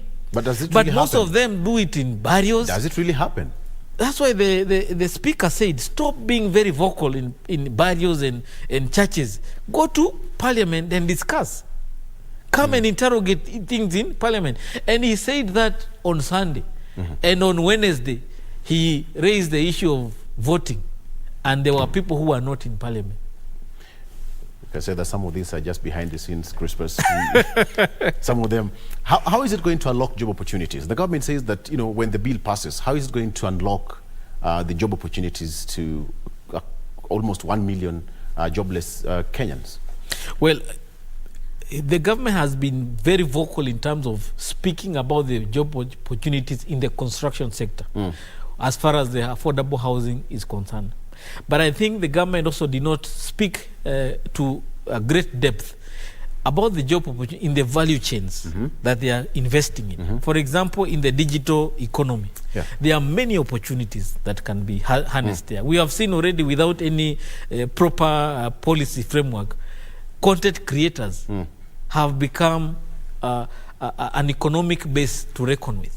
They have made money, especially from the COVID time to date. There are many young Kenyans that have created content online and made a living out of it. That to the point where even if they are taxed, they will still not feel the pain. Those are value chains that government needs to have espoused to a great deal. What I feel is that this government, there are very few people who are able to speak for this government. Other than the president himself, I don't see any other cabinet, member of the cabinet who is able to speak to the great depth that the president is able to speak about his Kenya Kwanza plan. And I think that is where this government is having a challenge. Also, the media, the communication team in the government is not, either it's there or it's not able to understand the issues that the Dr. William Ruto wants to communicate. And I think that's an area he needs to address. Communication is a big challenge for this government. That's an indictment to my colleagues in the profession, but hey, they're doing a better job. Let me just get this point, Crispus. A majority of Kenyans, the president said very well, that it's going to create jobs, the value chain. You know, we have the plumbers, the engineers like you, we have got, you know, millers, or people who are doing, you know, metal mills, the iron sheets, etc., etc. But let's just be honest. Is it going to employ 1 million, 2 million Kenyans? How many people did construction? How many people are working in these industries? For it to be the core reason why this bill must pass and the housing levy has to go through. I mean, is the only source of income for Kenyans? For example, I'll give you my own example. Go ahead. I have a construction company. And the people I employ directly are probably 20 people. But the people who benefit indirectly from my business go into 100, and 200. I presume these are professionals. I'm talking about the core technicians, an engineer or two, a QS, manager. Those are the 20. But then you look at the impact those 20 have in terms of the jobs they support. Below them, there could be 100 people, depending on the job opportunities we have. And beyond those 100, they also have a support they support. Somebody has a house girl, has a farm worker at home. Yes. They support. They have their mothers and fathers they support in the rural areas. So you find that this 1,000 shillings that is generated by this one person, the value chain for that 1,000 goes to up to somebody in the rural area, and all of them benefit one way or another. That is what we are trying to achieve. Not everybody will be employed directly. But if one person is able to have disposable income, then another one would benefit from that disposed income. And that disposed income will also have another benefit to somebody else. So those are the value chains we are looking at. So we are not going to say this government will make sure that 1 million will be employed. But out of that 500,000, another 1 million will benefit in terms of improved economic livelihoods. So not everybody will come directly and work. Okay. So the other challenge this government needs to address is that out of everybody making a living from these value chains, how many are contributing taxes so that we increase our tax base? But I presume the people who are gaining from you are people who are in that profession. What about medics who've not gotten a job, the engineer? I mean, how are they going to benefit in the construction of these? For example, housing? If we talk about affordable healthcare, yes, meaning that everybody can access healthcare. One of the areas that needs to be improved is make sure that every medic who has a skill can be accessed by a Kenyan for medical care. Let's take a break. When I come back, I'll find out if I can also get a spot in your company. Now that it's a value chain, I also need to support some people behind me there. Okay, let's take a break. We'll be right back with Crispus Wathimba shortly after this. Stay with us.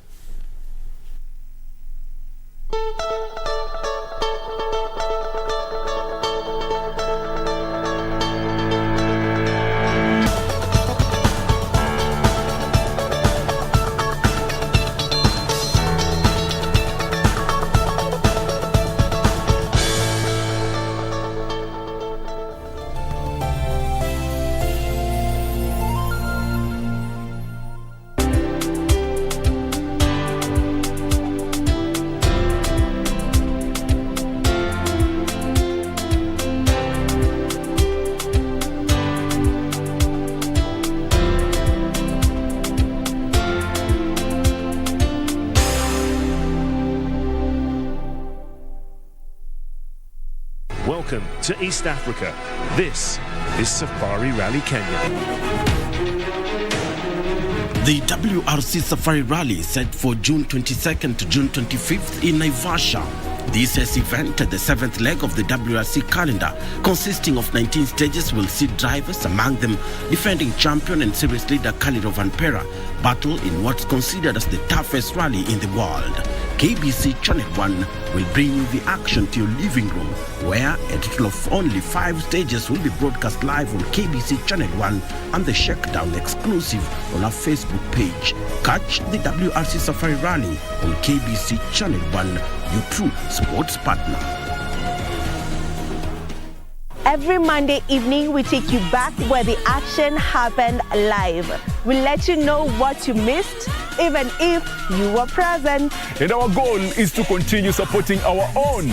From the latest celebrity buzz, fashion, music, and all manner of youth talents, the Grapevine cameras rove all week to bring you the latest in the enormous entertainment scene. Watch Grapevine every Monday at 10 p.m. and the rerun on Tuesday at 2 p.m. only on KBC Channel 1, baby. Engage us on Facebook and Twitter, hashtag Grapevine on KBC. Let us know what is happening in your area code, because you know what they say, if you did not see it on Grapevine, then it most probably never happened. Bah! Ain't nobody gotta tell you what you gotta do.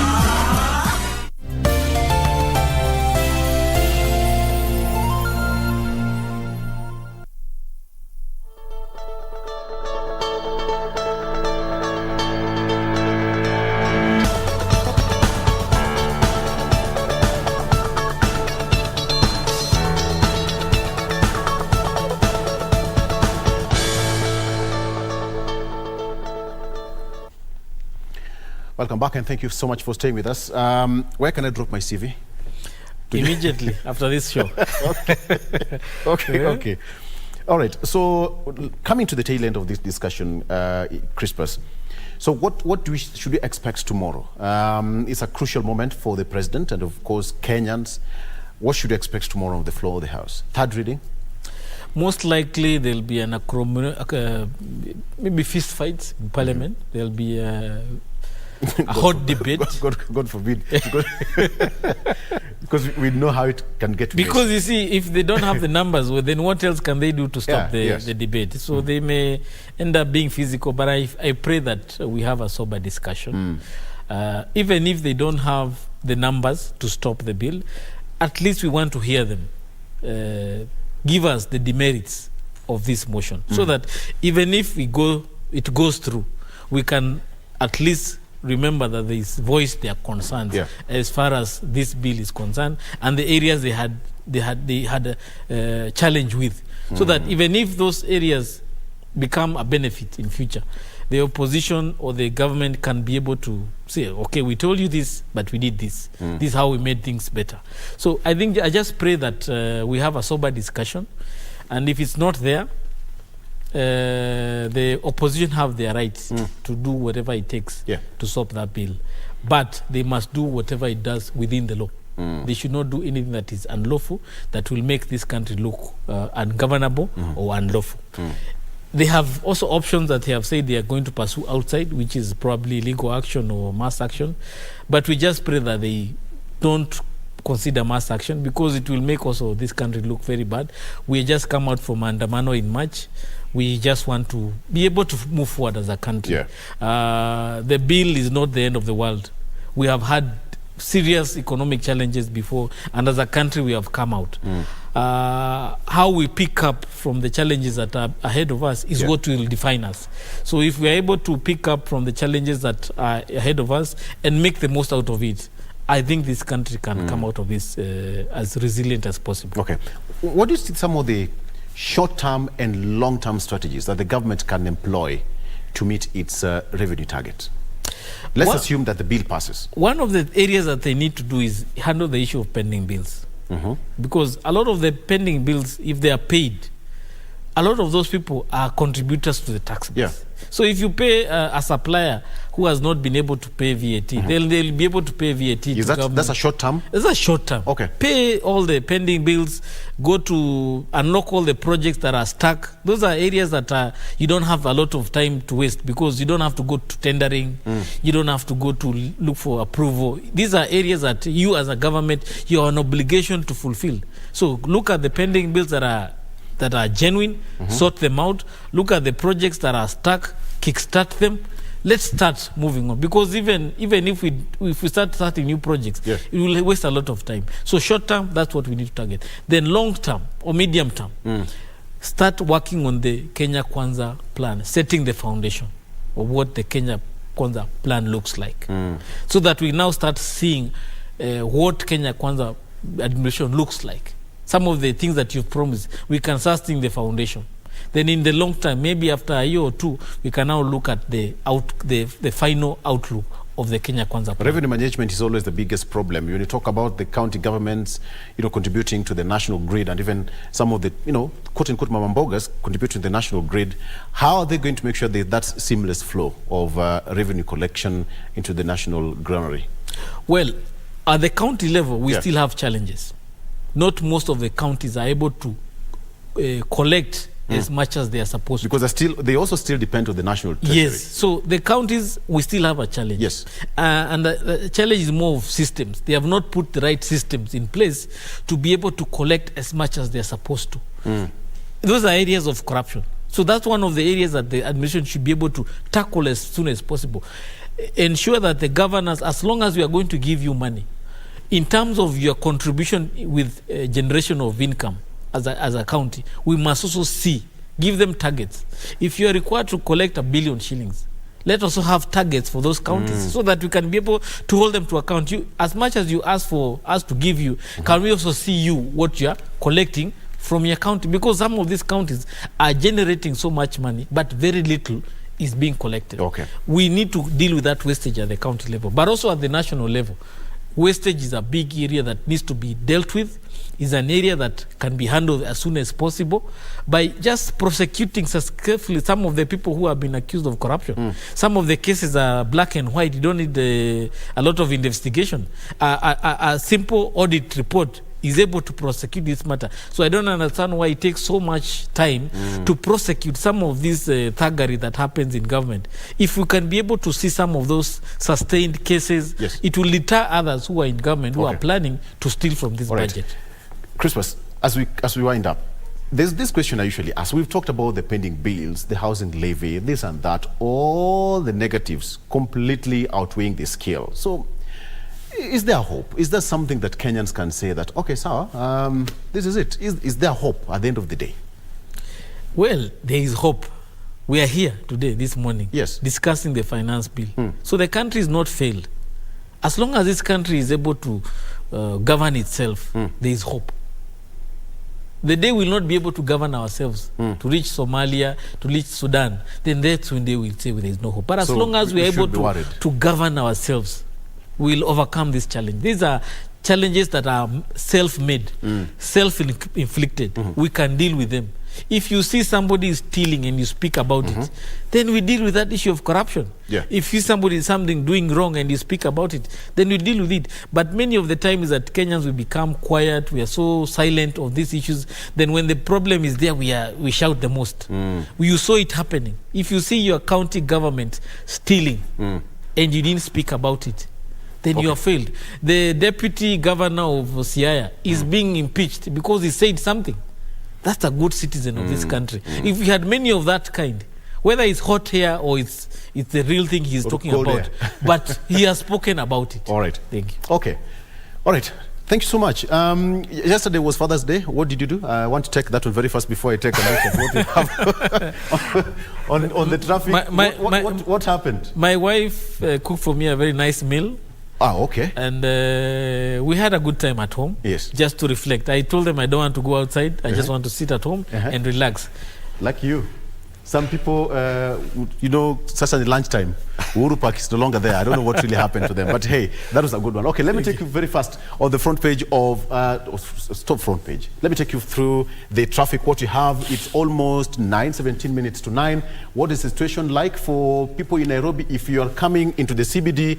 Thika Road isn't, but not that good, not that good. Still bumper to bumper from Survey, that is Kenya Utalii College, also bumper to bumper, red if you can see that color there. Joining that side from Kiambu Road, also joining that underpass into Pangani, underpass is also marked red, which means it's very, very, very thick. If you're not in a hurry, you can stay indoors for some time. If you don't have enough fuel, please go to the next petrol station. Coming to Ngara, you can see how it's flowing all the way from Fig Tree. It's completely dark, moving from that point, joining Globe Roundabout into this Lip Road, towards that side of Koja and finally into the CBD. Now, CBD is already painted red, which means a majority of Kenyans have already arrived in the CBD and maneuvering, getting into their various destinations. That side of coming to Gikomba, all right, what to Bama Market, coming from Shauri Moyo, Jogoo Road, it's not going to be so good for you.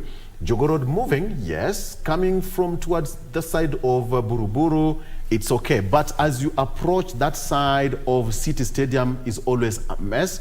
Then Mudhurwa, always a very big culprit. Now moving towards Mudhurwa, it's bumper to bumper. That is all about Jogoo Road. Now, Watu Ngong Road, finally, Ngong Road is also a bit messy, coming towards Ring Road Kilimani to Prestige, coming to Gitanga Road, joining the Arguing Skodek, and finally into the CBD is also a bit of a mess.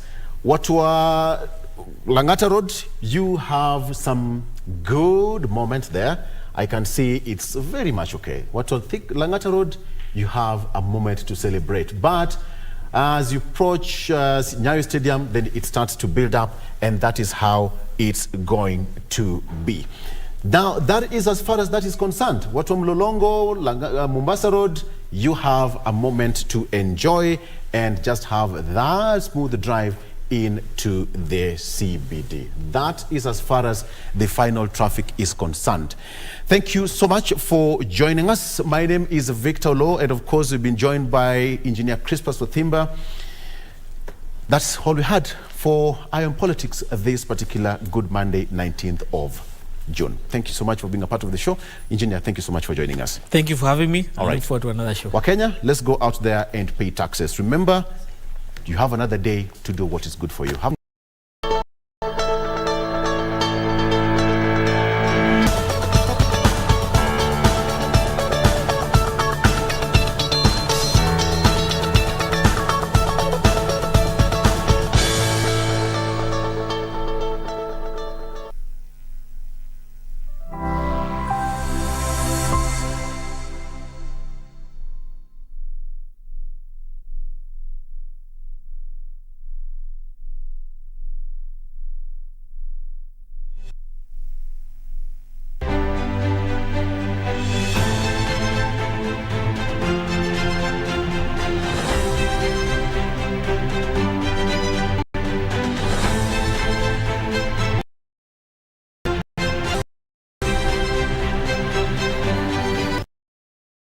Born on 21st July 1935 in Ishamba at the foot of Taita Hill, Eliud Timothy Mamunga built a reputation as an astute politician, adept at navigating the choppy waters of government.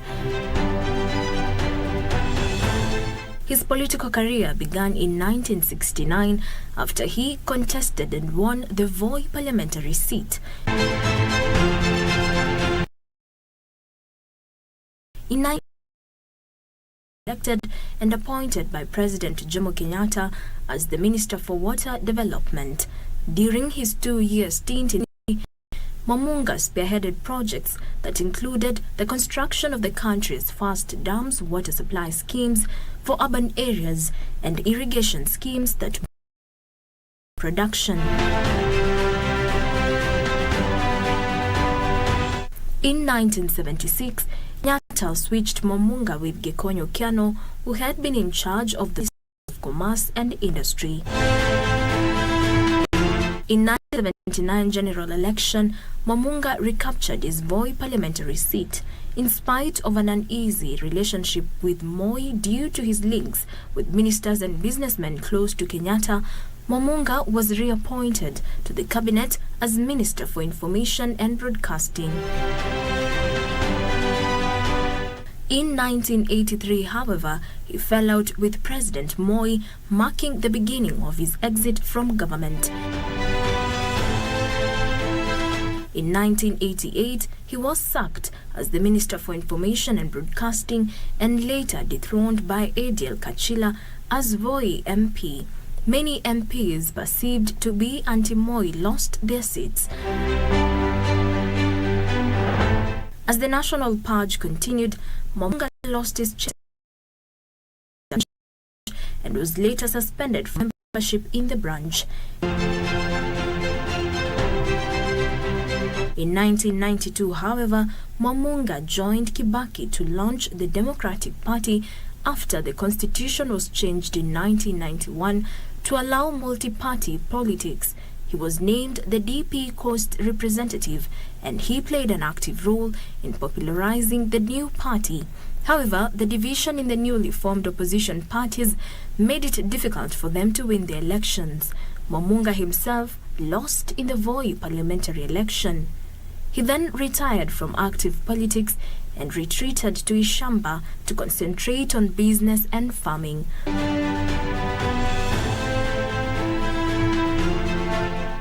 Mamunga would then struggle with ill health until his demise on June 9, 2018, at the age of 83. Jacqueline Macharia for the Cabinet.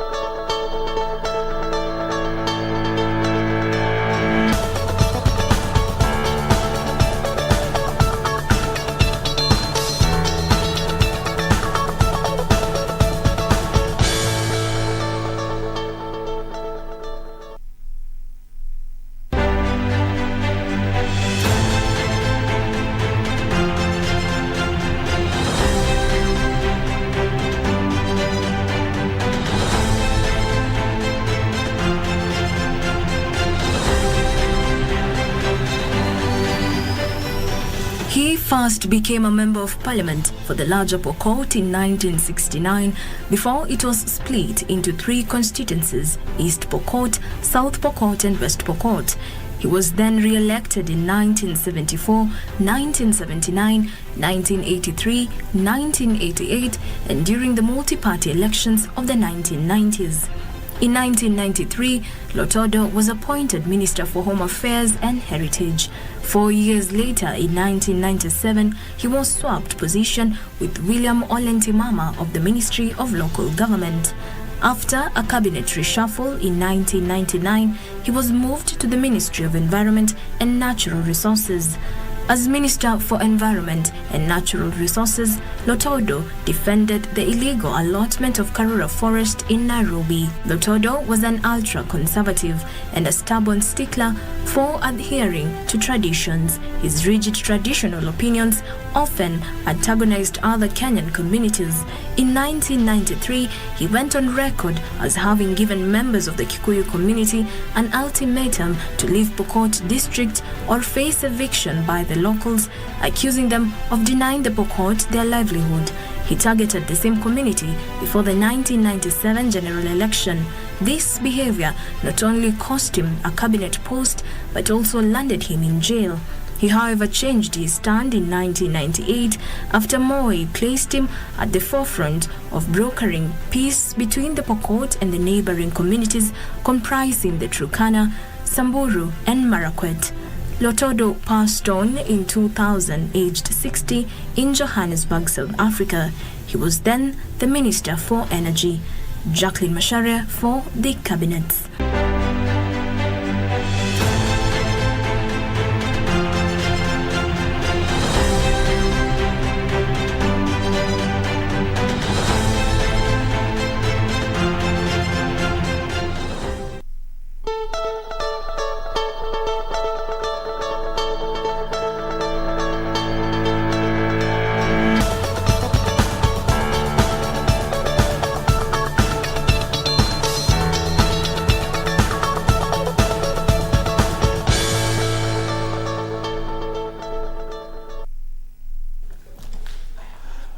Well, welcome back. This is still Good Morning Kenya. Thank you so much for sticking with us. We continue with this morning show. Now, this morning, on this particular conversation, let's talk about family check. We now shift gears into matters concerning you and your family. My name is Ram Aguko. Thank you so much for sticking with us. Now, we value your feedback. Engage with us as we continue with this conversation this fine Monday morning. And today, we are talking about handling family conflict. Handling family conflict. Remember, there is a difference between handling family conflict and handling marriage conflict. Okay, so in this conversation this morning, we'll not only be talking about husband and wife. We'll also be handling conflict between parents and children, uncles, aunties, between siblings, etc. So if you have any conflict and you need to find a way out, you need a resolution, this is the platform for you. Ask your questions and give us your feedback. Conflict goes across board, even to our grandparents, okay? Now, to help us in this particular conversation, ladies and gentlemen, I am with, next to me, with, this is none other than Pastor Julius Kimani. He is a pastor and relationship counselor. Yes, sir. Karibu sana. Asante, asante. How are you feeling, my brother? I'm good, I'm good. It's a pleasure having you today. Good to see you, Bonaram. Good to see you too. Yes. It's been a long time. It's some while, yes. And of course, next to him is none other than Lynette Okongo. He is a counseling psychologist. Karibu sana, Lynette. Thank you very much. It's a pleasure having you today. Pleasure to being here to delve into this important topic. Let's counsel our families. Sure. Yeah? And of course, to my far right, I'm with none other than the one and only. This is a man that has been here before. You know him, you've seen him before, you love him.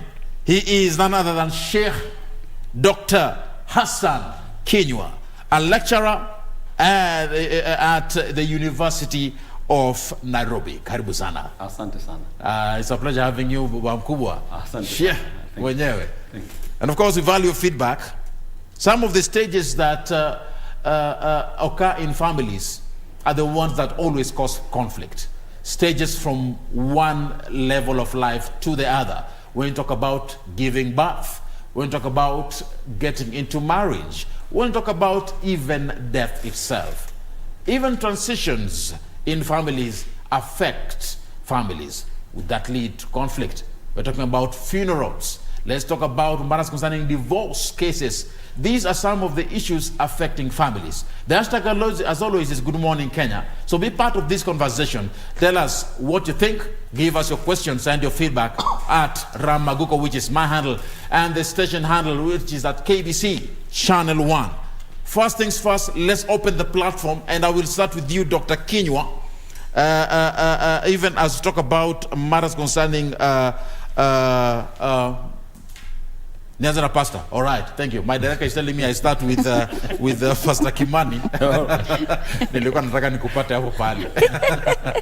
I've been told to start with. So, Pastor Kimani. Yes. Now, let me get it from you. When we talk about family, we are talking about the basic level in the society, the family. Yes. The head of the family is the man. When there is conflict in a family, is it the role of the man to be the first one to say they are sorry regardless of the conflict? No, I will look at it. I will enter it in a different perspective, but I will come to that. Now, when we say that the man is the head of the home, I look at family like an organizational unit. Yes. And I look at it like just like we have here in KBC, we have the CEO, and we have different ranks. And of course, the woman takes a position and the children, of course. So when we have a conflict in family, just like in an organization, if there are issues maybe between children and the mother, or the children among themselves, or the children with the father, the wisest thing, just like a CEO, he doesn't sit back and watch the company go down. He will call for a meeting, and he will say, we need to resolve the conflict. That is the ideal way that is supposed to happen. And the man has got the biggest role of calling for a meeting to resolve a conflict. I love the fact that you're giving an example of a company. Yes. Because sometimes CEOs fire their own employees who are not towing the line. True. But we'll come back to you. Yes. Let's take a short break. Let's take a short break, and we'll continue with this conversation right here on Good Morning Kenya.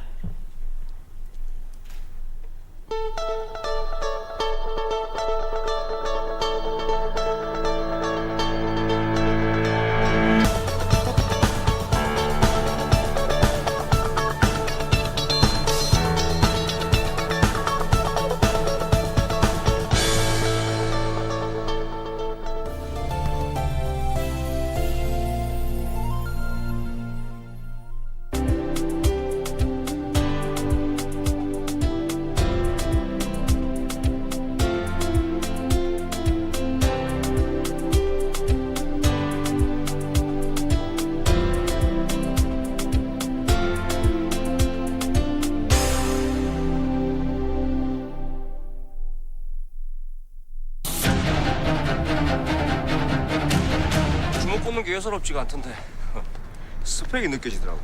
그냥 막 내다 꽂은 거야. 신부라는 사람이 도대체 이런 노트를 어떻게 하는 걸까? 김혜일 신부 소환할까요?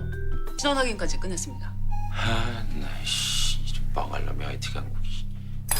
잘 생각해봐. 이건 진짜 창피해야 돼. 아 됐어요. 아니 조사를 하시려면 좀 똑부러지게 좀 하세요.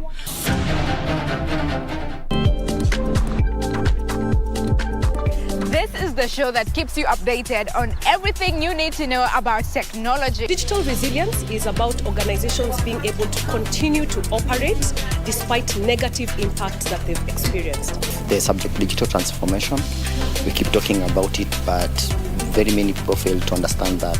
Twitter's removal of blue ticks is forcing accounts to find new ways to prove authenticity as concerns over copycats mount. At the same time, Elon Musk has given blue ticks to a few celebrities who didn't ask for one, such as writer Stephen King and Larry Madowo, for free. Take on Tech every Monday at 10:30 p.m. on KBC Channel 1. Stay tuned.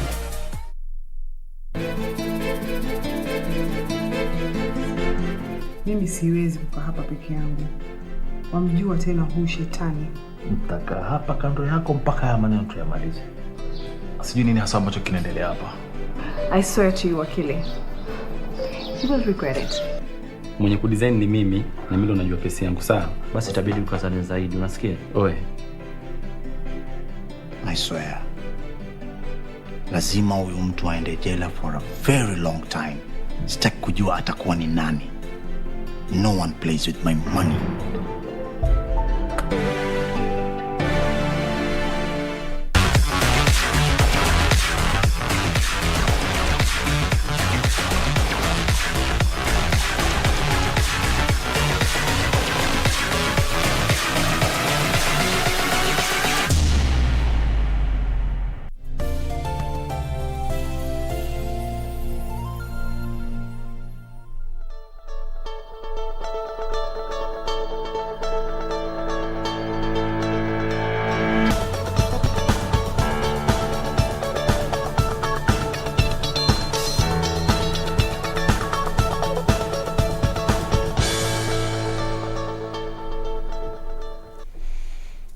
All right, we continue with this show right here on Good Morning Kenya. Handling family conflict is the conversation right here on KBC Channel 1. And before we took that break, Pastor Kimani, we were on you. Yes. You gave a very good example of a family being, compared to a company. Yes. Where how you the company, the head of the company is a CEO, the head of the family is the man. The man. Yes. And I was bringing up a point that sometimes CEOs fire their employees. Yes. The employees who are hard-headed. Yes. Who do not toe the line. Who break the company rules and regulations. The company policies. Yes. Is that the way of handling or solving family conflict? No, that's, I think when it comes to family, you see, number one, we are joined by what we call blood. And of course, we always say the blood is thicker than water.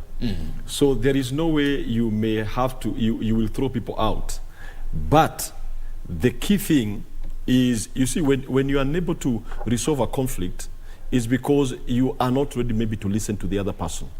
An organization may look and say, this person is very defiant of what we do, and so they'll push the people away. But in a family, you have to look at ways of bringing people together, and it is not easy. And that is where now, today, and I'm saying, and I'm grateful for this show, because the skills needed to handle conflicts are needed so much in the families. Because most of the times, even when maybe it's a man who has brought in the family so that they can be able to solve a conflict, the first step you find probably it's accusations. And I come to the place where you asked, should the man be the first one to say they are sorry? Assuming it's a marriage issue, a man and a wife. Yes. The first thing is to look, even if the woman is wrong 99.999%, look at that 0.0001% where you could be wrong. Maybe you didn't listen. And so you ought to start with, say, there is something I did not do right and I did not listen. That is like you're saying sorry. And so what happens? You already set a pace of peace where the other person who is conflicted is ready now to see this is not a battle. Because most people enter into solving conflicts like a battle of attack and defense. And the moment you start with attacks and defense, you will not go anywhere, because everybody has got a way of defending themselves. But the moment you remove the defense mechanism, and you yourself, you take, even if it's that small blame, and you say, maybe I'm not understanding the whole issue, maybe I'm wrong on this whole issue, but I would want to understand what is going on with all of you. You have already created an atmosphere of peace where everybody will be ready to come in and also say what is itching them. And you've said a very valid point here, that when it comes to conflict resolution, there are stages, there are steps to follow. Let me come to you, Lynette. When it comes to these conflict resolution skills, from a counselor's perspective, how can you solve conflict when one person feels they are the most aggravated one in the story? Thank you very much. Allow me to first comment on Pastor's statements, and just to agree that in any kind of conflict that we have around within the families, there is the cause and the effect. And in as much as the husband should be the one who should lead the discussion around that, but again, you have to look at who could be the leading cause to the who contributed to the conflict. It might not be easy for the one that led to the conflict or is perceived to have contributed to the conflict to hold a discussion around that. So then, to your question, that what would be some of the resolutions towards a conflict situation, whereas one of the aggrieved parties feels that they were right. Yes. And it's he gave an example of 99%. 99%, they feel that they did not contribute to it in any way. But as he said, we all contribute to conflict in one way or the other. So the first step is towards first having some self-awareness within you and reflecting, before I get into the process of resolving this, how did I contribute to this conflict? Is there any role that I played or that you must have played that led to the conflict? Because we have roles that we play in any form of conflict, either 0.0% to it or 99% to that. So the first step is to first have some self-awareness, self-reflection, and ask yourself, is there a way that I did contribute to this conflict? Once you're able to pick out that, then that gives room to an objective kind of situation where you want to look into the issue objectively, because you realize that at least I have contributed to this to some extent. Okay. Yeah. Yes, Sheikh. Or concerning the same, framing from your perspective as a Muslim leader, how do you recommend people to handle family conflict, coming from the perspective of what the Quran says? Thank you so much. As my colleagues have said there, the issue of conflict sometimes might be contributed by one person, and sometimes by all persons, and sometimes by some individuals in the family. And I'll give an example. When someone dies, a parent dies, and the siblings have always been good good friends, good buddies. Then the father dies. That's when you know the true color of everyone in the family. And some of these things we are speaking from practical perspective, not from histories. Yes, we're practical with it. We're very practical. I'll give an example of our own family where I've been always the best as far as reconciliation, uniting people is concerned. But as soon as our grandmother passed on, that's when now you come to realize an uncle you have never seen or who was never there, now coming and saying that I'm the firstborn. Then an aunt who has always been very far coming and say, and you know, I'm the secondborn. So they have forgotten that you have been with this person, for example, for 10, 20 years, looking at this person. The person gives you some responsibility in the family, and the responsibility actually are that you become the administrator of my property. Not that you will take everything, but you'll become administrator. Then someone says that you cannot become the administrator. Now, what does Quran tell us at that time? The first thing is communication and kindness. Quran tells us that وَقُولُوا لِلنَّاسِ حُسْنًا. Speak to people in good words. That is Quran chapter 2 verse 83. People will attack you, but what you are supposed to do, like Pastor have said, you don't fight back. You just come down and explain to them, why did, for example, my grandmother make me the administrator of this estate, not you, the children? You all know that for 10, 15 years, I've been the one looking after her, and at the end of the day, she has not given me anything other upper or more than she has given you.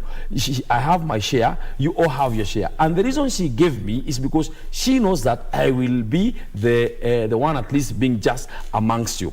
The second thing which Quran always tells us also is to be patient and forgive. Because if you don't become patient, you become vengeance, then you'll have a lot of problem. And that's why we are told in the Holy Quran that wabashiri sabirin.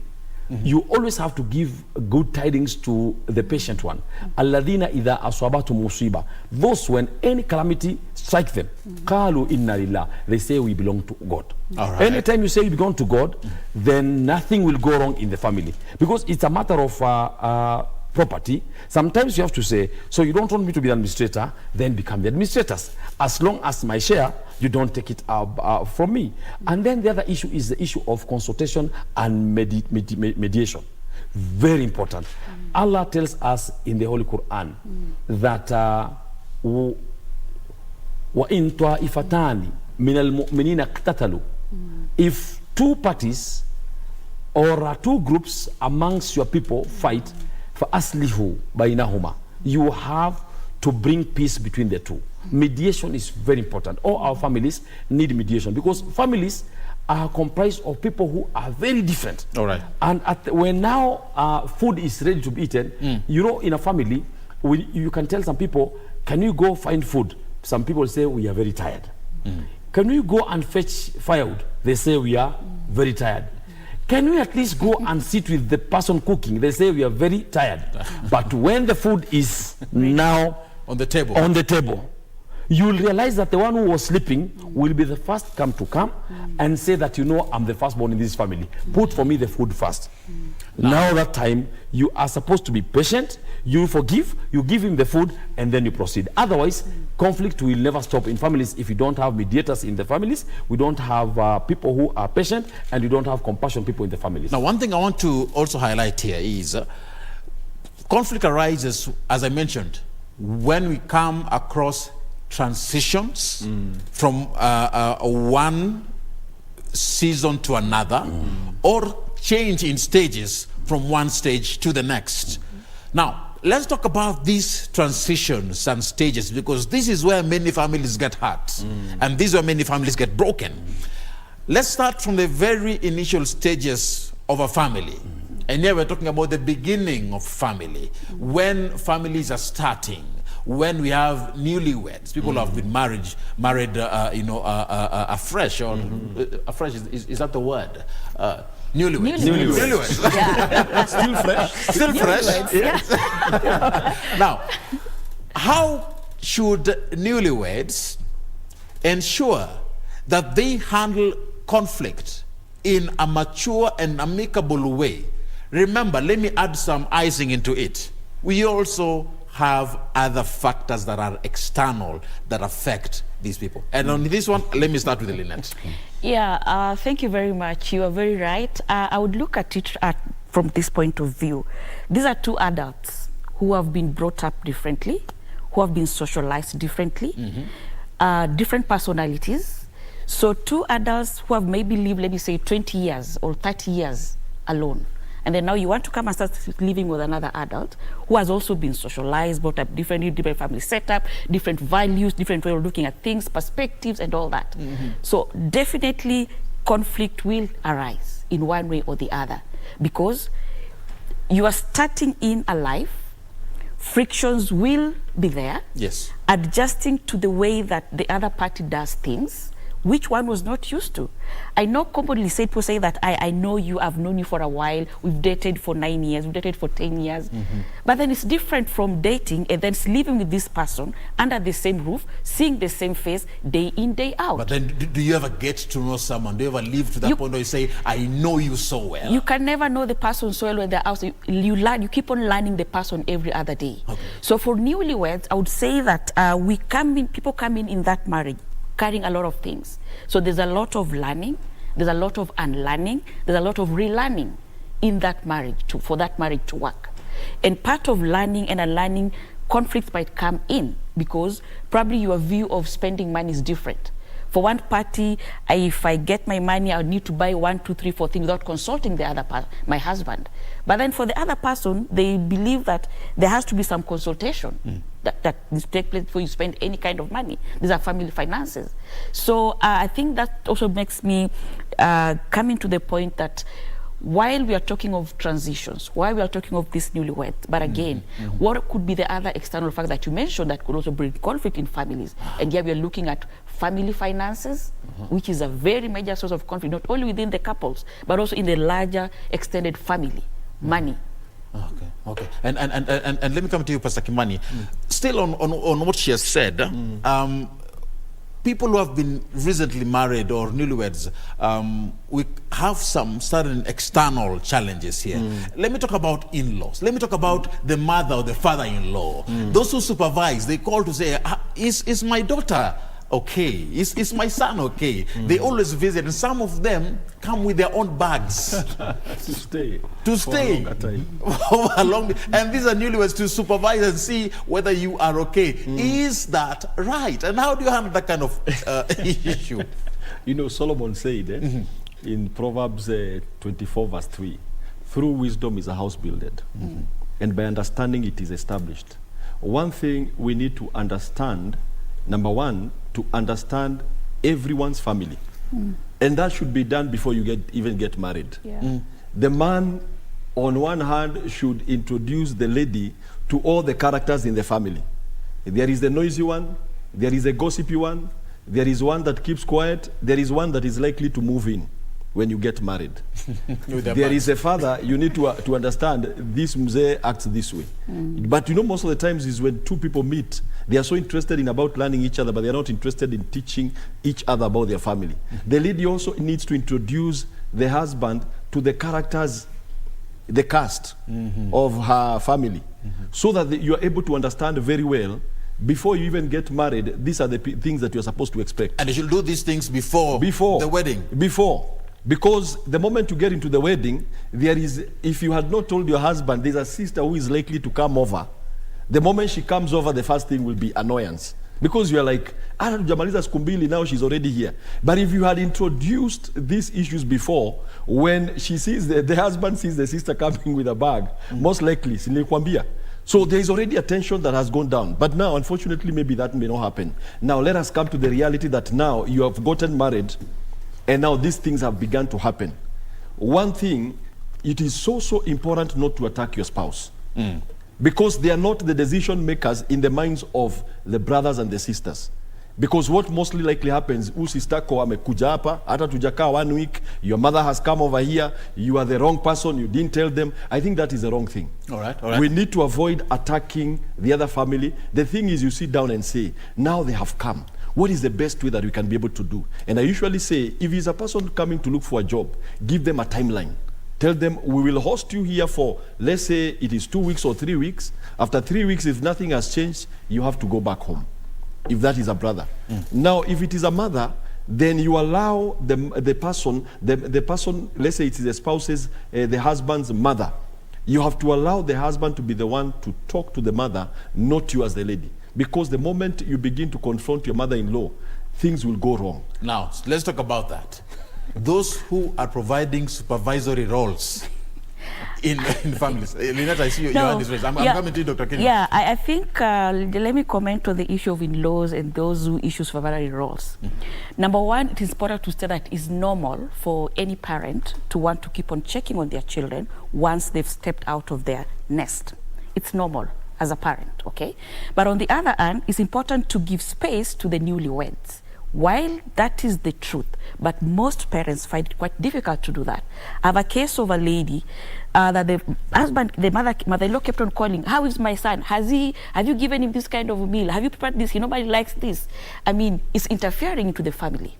So for me, I would look at it this way. If the two couples, if you're the man and your mother is the one who is interfering, I mean, you should stand by your partner's side. But the mother is trying to be caring, giving information. He's caring, yes, but it's affecting your spouse. If your spouse has raised concern over this, that I don't like the way that your mother is interfering into a marriage. Okay. So as a man, you should protect your wife from your in-laws, and as the wife also should protect the husband from the in-laws. Set your own boundaries. I think the important thing is to set boundaries as a couple. How much do we allow in? Who do we allow in our circle? Because you're starting a new family. So which people will you allow in? And when do you know that they're intruding into this space of yours, and how do you address together as a family, speaking one language? All right, yes. Yes, thank you so much.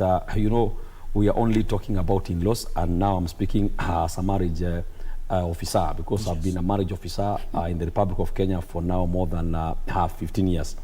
First, we were assistant registrar of marriages.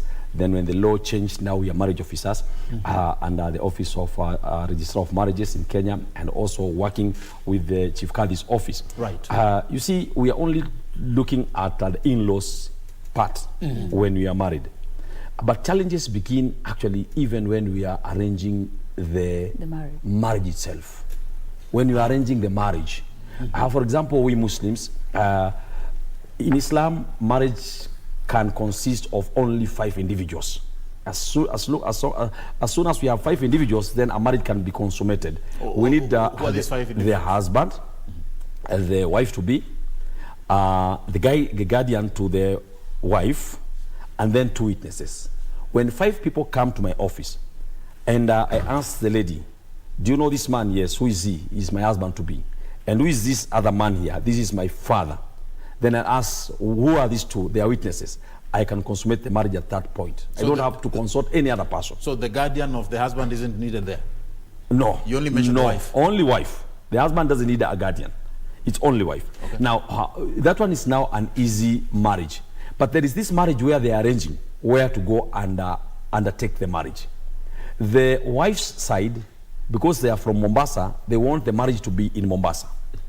The husband's side, because they're in Turkana, they want the marriage to be done in Turkana. Some say no, because now Turkana Mombasa is too far, then let us have it in Nairobi. Now that's where the challenge starts. So everyone in the family now want to know, who am I in this family? What is my respect in this family? So when the father says that, let us do it in Turkana, people say, let it be in Mombasa. They say, oh, now you are the ones now taking the role of me being the father. Then the mother says, no, let us have it in Mombasa, the other side. Now that's where the conflict begins. So what happens is that we need to seek understanding in families, the first thing. The second thing also is the issue of what should be used during the marriage. Some people say that, no, let's go, we only have 100,000. Let our wedding be as modest as possible with 100,000. But say, no, my daughter cannot be married in such a manner. So you see this guy going to the office, taking loan so as to facilitate the marriage. Sometimes they go even and call friends to come and do fundraising for the marriage. My friend, this is your marriage. It's not our marriage. This is your wedding. It's not our wedding. You brought in a very good thing. Now you are... Dowry comes into play here. Yes. Wow. And now you realize how other things come. Sometimes cultural factors also come in. I'm a Muslim. When I went to marry my first wife, I was told, because it was in our Mount Kenya region. Mentioned first wife. Yes. You come with the alcohol. You know, our wazee needs alcohol. But I cannot bring it. It was a big challenge. So they told me, because now you are sheikh, that's why you're saying that. I said, that's my religion, and some of you are Muslims. So at the end of the day, we agreed, let me give you something. I'm not calling it Jovi, but this is now what I'm giving to Azes. Whatever you do with it, that's yours now. So you see, wisdom, as our pastor is saying, is very important in marriages. Now you enter into the marriage. There is the issue of bag. They talk of a bag. In Islamic culture, a lady needs a bag before you marry her. The bag in many cultures, the bag must have shoes, pairs of shoes, clothes, and the rest. You see an aunt whose shoes are torn, saying that this shoe, what is it? Throw it away. And the shoe costs 5,000. Remember, she's wearing torn shoes. She said, this dress, what type of dress are you giving to our daughter? And the dress maybe costs 10,000, where she has torn clothes. This is where the problem starts, and it is at that particular point where the man should explain to the wife, people who are in this marriage, where the wife should tell people in this marriage. Now, Sheikh, at the beginning of the marriage. Still on you. Yes. Help me understand. And of course, we are progressing in this conversation. I'm looking at a situation where we have a family gathering. We have the uncles, the aunties, the grandfathers, the grandmothers, the fathers and the mothers, together with these, family together. Now, how do you handle this situation where everybody feels that their voice needs to be heard, and they are the ones that have the final say? You cannot oppose them. You cannot go against what they are saying. Remember, families are big out here, and some are actually so different. How do you handle that? Actually, marriage issues need a lot of wisdom. Because at that time, the husband's side want to be seen the one speaking. But what you realize in many marriages, it is the wife's side who always have to win in many cases. Because they're the ones giving out the precious girl to the other family. They are the ones who set conditions. The husband's side many times don't set any conditions. Now remember, you're talking about the negotiation before the marriage starts. Yes. But here I'm looking at a normal function. Is that regardless of the event? What should happen is that when you are we need a coordinator in all these events, and this is what sometimes we miss. We come to an event without a coordinator. And we have coordinators. We need two coordinators. One from the husband's side, another one from the wife's side. Then these two people are the ones who should be consulting, asking each other, but who is that mzee making a lot of noise? Then you are told, that is the real father. The other one is not even the father. Because at the marriage time, that is when you realize that someone comes and says that, I'm the father to this lady. The lady doesn't even know this man. And they ask, but who are you? I am the one who married your mother. We stayed for 1 month, then we divorced. Then your mother was married by so-and-so. So these are some of the conflicts which come. Now you need an elder, 2 elders to be coordinators and the ones who should guide this conversation. Otherwise, when we have the conflict at the first time of the marriage, I'm telling you, this marriage doesn't go anywhere. As long as it's at the initial stages. When we have conflict at the initial stage, and then the conflict is not resolved, this marriage is not going anywhere. Wow. Wow. Come on the same. Everybody says their voice must be heard. One of the key principles of conflict resolution is listening. Listening. And if you want to win any battle, even if somebody has got nothing to say, there are some people who just come into the preparation for marriage, they have never talked, and so they just want to say something. The key thing is, remember, in times of dowry negotiation is when some people will assert their authority as the village elder. But probably they have nothing to say. They just want to be heard. So that is the time you allow people to say what they have to say. And as he said, you need a coordinator who is able to absorb all that and eventually make a decision. All right. I want us to take a short break. All right. And remember, even as talk about these issues concerning family, we have a function that is taking place at State House right here in Nairobi, the signing of Declaration of Intent on EU-Kenya Economic Partnership Agreement is taking place live in State House. Those are pictures taking center stage right here as we speak. Now we're taking a short break from this end as we transition into the next level. Keep it Good Morning, Kenya.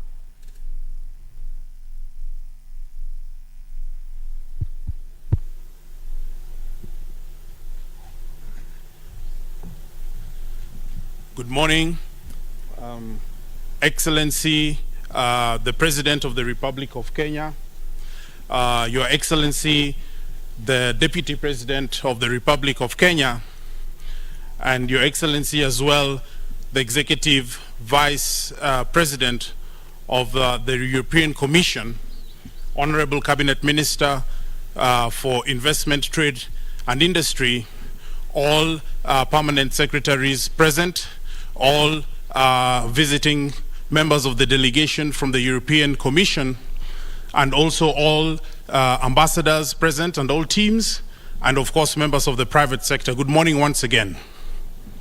We're here today on a very momentous occasion to basically celebrate and indicate to the world that Kenya and the European Union is ready to make significant steps forward in order to strengthen our trading, investment, and economic cooperation.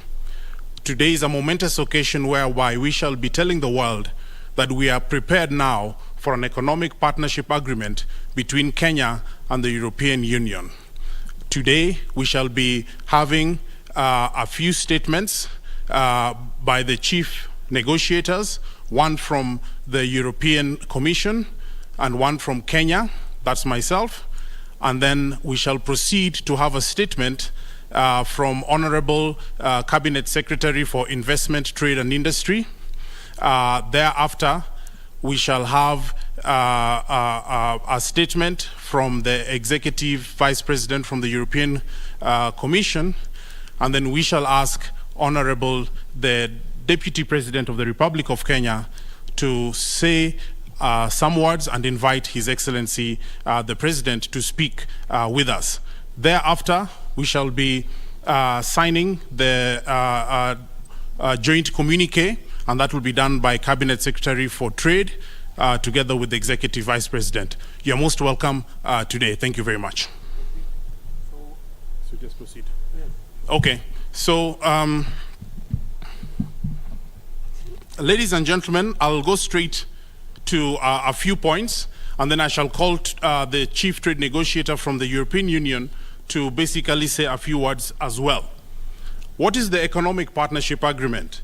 The Economic Partnership Agreement is between Kenya, a member of the East African Community on the one part, and the European member and the European Union and the member states on the other part. In essence, this is an agreement between 27 countries on the one part and Kenya, and eventually the rest of the East African Community. We have the Kingdom of Belgium, the Republic of Bulgaria, the Czech Republic, the Kingdom of Denmark, the Federal Republic of Germany, the Republic of Estonia, the Hellenic Republic, the Kingdom of Spain, the French Republic, the Republic of Croatia, the Italian Republic, the Republic of Cyprus, the Republic of Latvia, the Republic of Lithuania, the Grand Duchy of Luxembourg, Hungary, the Republic of Malta, the Kingdom of the Netherlands, the Republic of Austria, the Republic of Poland, the Portuguese Republic, Romania, the Republic of Slovenia, the Slovak Republic, the Republic of Finland, the Kingdom of Sweden, and the European Union on the one hand, and the Republic of Kenya on the other hand. The EPA stands on the shoulders of agreements that have been done between us as an African continent and our European brothers and sisters, starting from the Cotonou to Ouagadougou and also takes recognition of the fact that the East African community is going to be an extremely important pillar of this agreement. The agreement covers several things that are very foundational and fundamental to trade and investment between the two partners. We have finalized an agreement on trade in goods, whereby we shall now have ease in as far as customs procedures. We have agreed on a modality to do rules of origin. We have agreed on issues to do with how movements of goods will be done, taxes and duties, non-tariff measures, transit standards, sanitary and phytosanitary standards, and so on and so forth. This agreement also makes significant progress in as far as making it easy for fisheries, agriculture, economic and development cooperation, dispute resolution, and very importantly, for trade and for sustainable development to happen. Ladies and gentlemen, this is momentous because for the first time, Kenya shall be enjoying quota-free, duty-free, predictable, permanent access to an extremely large market, which currently is Kenya's largest trading partner, whereby we export well over $1 billion every year. And the chief trade negotiators and their teams managed to finalize this, a process that had been outstanding for over 8 years. We look forward to this, but most importantly, and as Honorable the Cabinet Secretary indicated just a few moments ago, we look forward to this being an indication to the world that Kenya and the European Union stand shoulder to shoulder in as far as deepening trade, deepening investment, but at the same time strengthening our economic cooperation. In order to do so, we shall be working with our partners to strengthen access to both markets. We shall be working with our partners to green trade. We shall be working with our partners to strengthen the logistics such that we have close to carbon neutral ways of getting goods across the globe. And we shall be working with our partners to ensure that we shall never derogate the environment as we pursue trade and investment. And this is a very strong shared objective by the two parties. I'd now like to welcome my colleague in this process, the chief negotiator for the European Union, Dora Correa, to basically come and share some words. Let us give her a round of applause for the very good task that she's managed to complete. Thank you.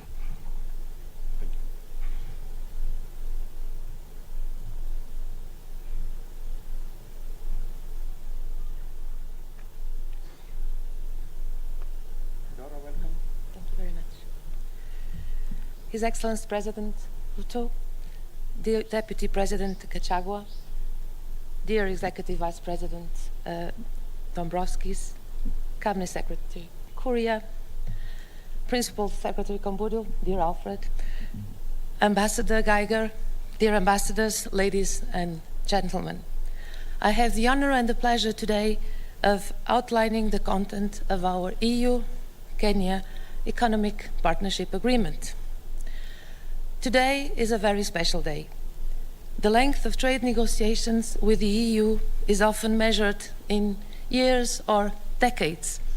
Nonetheless, after a few months of bilateral talks, today we mark the conclusion of negotiations which will allow us, EU and Kenya, to implement the original agreement we have concluded with Eastern African countries and that we both signed way back in 2016.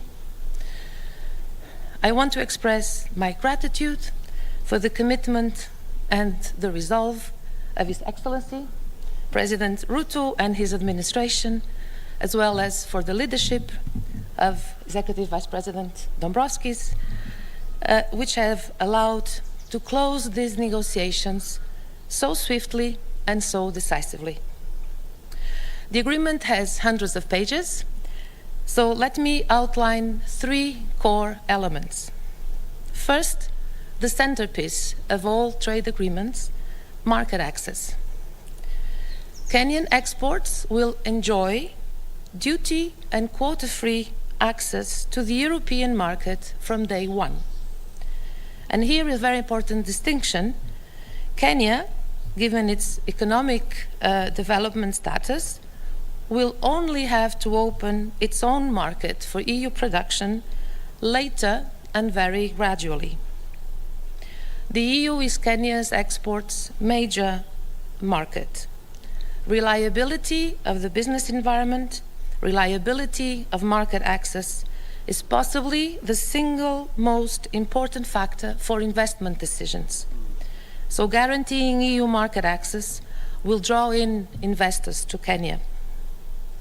Kenya is also a growing middle-income economy, and to develop its industries, Kenya needs quality imported products and needs scale in their export market. So the agreement is a win-win solution.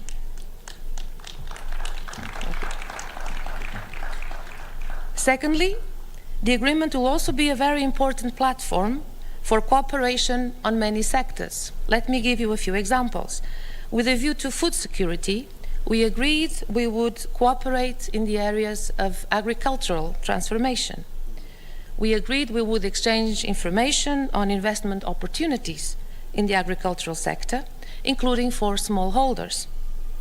We will also work together to encourage EU private sector to invest in Kenya and for a secure investment climate. Lastly, we agreed to cooperate on sanitary and phytosanitary standards, which are essential for Kenya vegetable and fruit exports to enter the EU market. The third cornerstone of the agreement is trade and sustainability. Kenya is a like-minded partner to make sure trade and investment go hand in hand with social and environmental sustainability. Building on our international commitments, we hold ourselves accountable to implement the principles of international core labor standards, such as freedom of association and the abolition of child labor. We are also unified in our commitment to effectively implement the Paris Agreement to combat climate change. And of course, particularly relevant for Kenya, we have also committed to protect biodiversity and fight against illegal wildlife trade. We will approach these commitments in a joint effort of cooperation and support.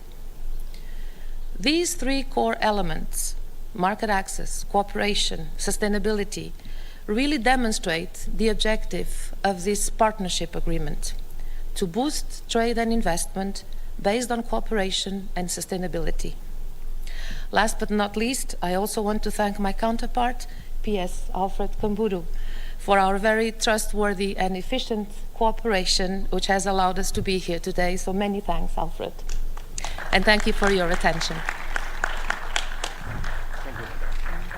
And thank you for working. Thank you. Really commended. Thank you.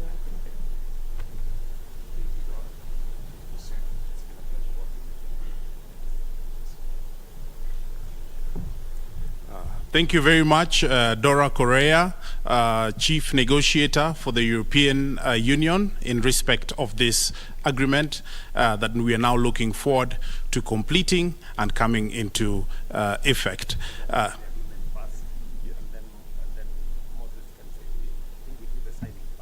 Okay.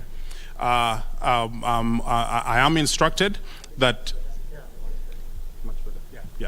I am instructed that we shall flip the program a bit and we shall do the signing of the joint communique first, then we shall proceed to the speeches. And therefore, I would like to request Honorable the Chief Negotiator to maybe come back towards the stage. And I would also like to now request Honorable Cabinet Secretary for Trade, Moses Kuria, and Honorable the Executive Vice President, Mr. Dombrovskis, to also come to the stage so that we can actually do the signing. Thank you very much.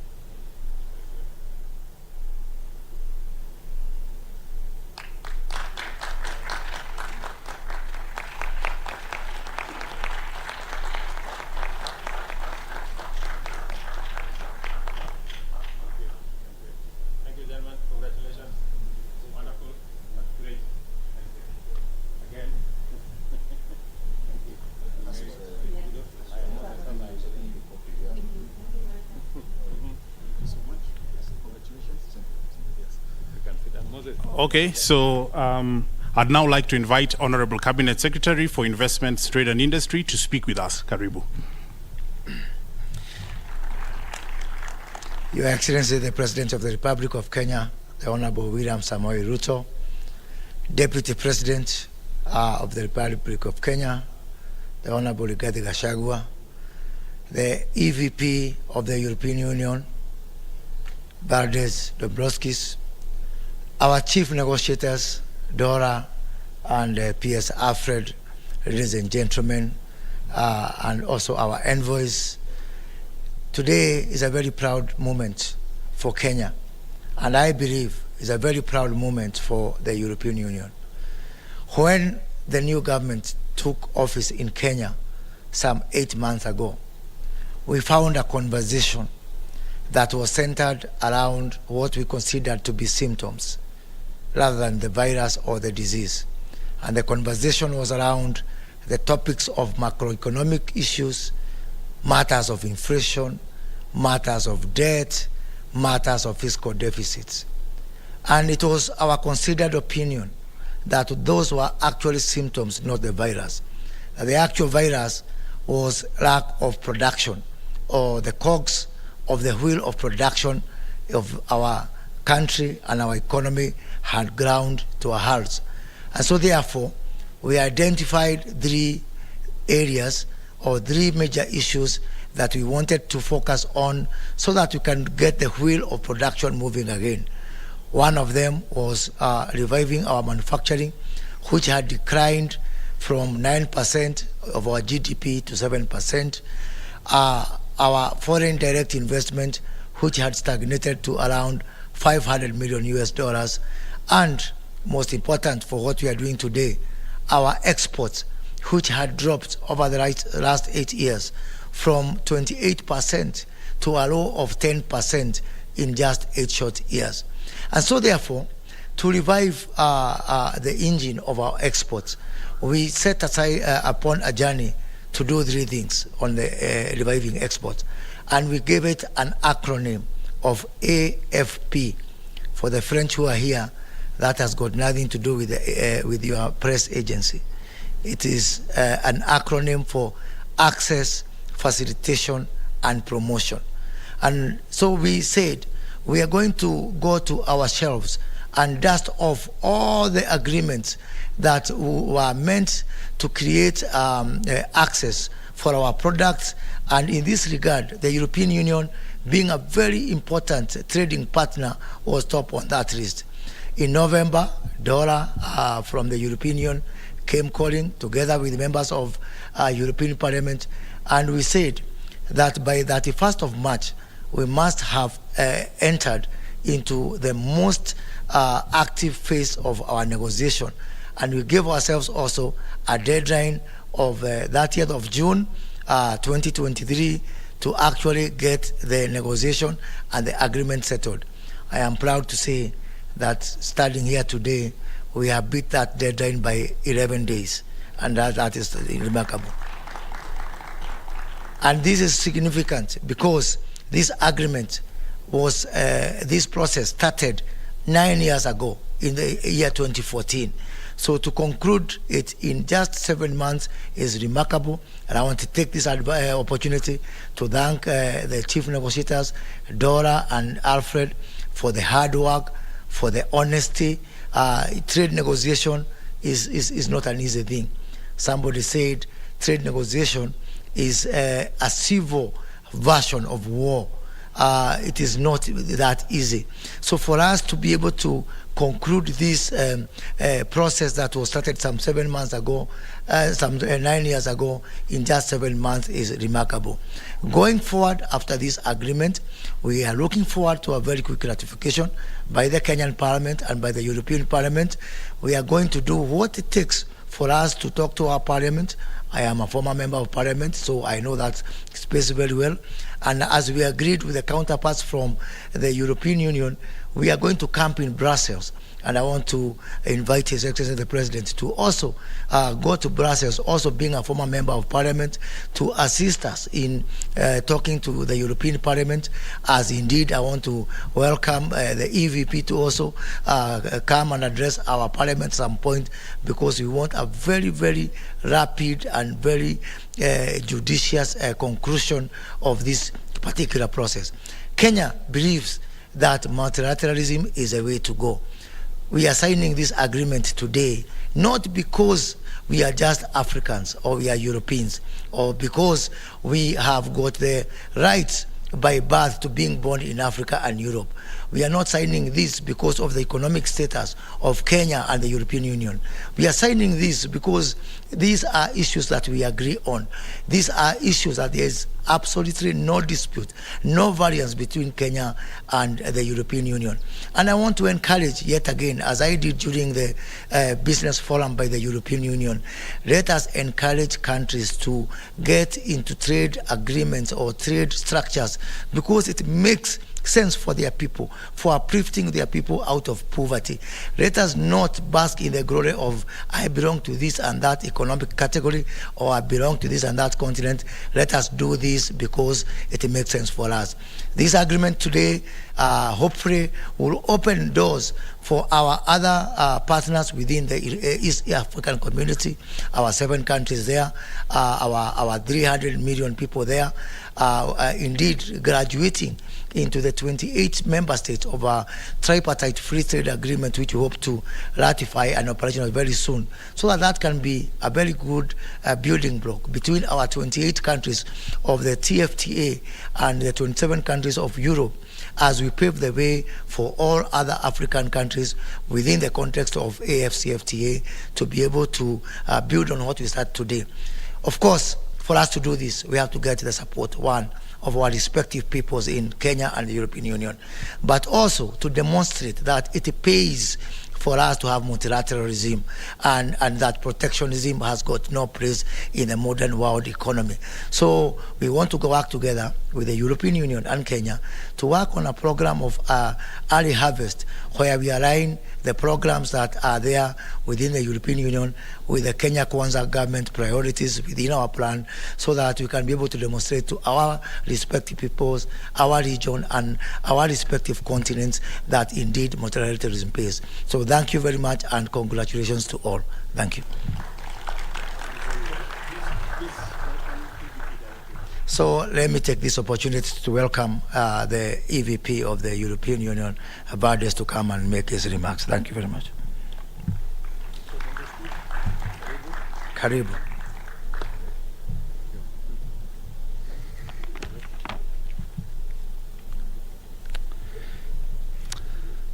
Your Excellency, President Ruto, Your Excellency, Deputy President Gachagua, Minister Kuria, Excellencies, ladies and gentlemen. Let me start by thanking you for a warm welcome to your beautiful country. Kenya is an economic hub for East Africa, a stable democracy with a vibrant media and civil society, a beacon of dynamism and opportunity. On behalf of the European Union, it is my great honor to be here for what is a truly historic occasion. The conclusions of the negotiations of Economic Partnership Agreement marks a new and exciting departure in our relations. We are not starting from scratch. The EU is already a major trading partner for Kenya. To give just one example, over 70% of Kenya's flour production is exported to the EU, creating an estimated 2.5 million direct and indirect jobs in this country. And Kenya is the EU's first trading partner in the Eastern African community. Last year, our trade grew over 10%. Over the past decades, the EU private sector has made available more than 1 billion euros of investments in Kenya. During the course of my visit, I have engaged with businesses from both Kenya and the EU, and there is a strong appetite for boosting trade and investment partnerships on both sides. With this deal in place, we have the right platform to do so. Kenya's exports to the EU will be tariff-free from the day one after its entry into force.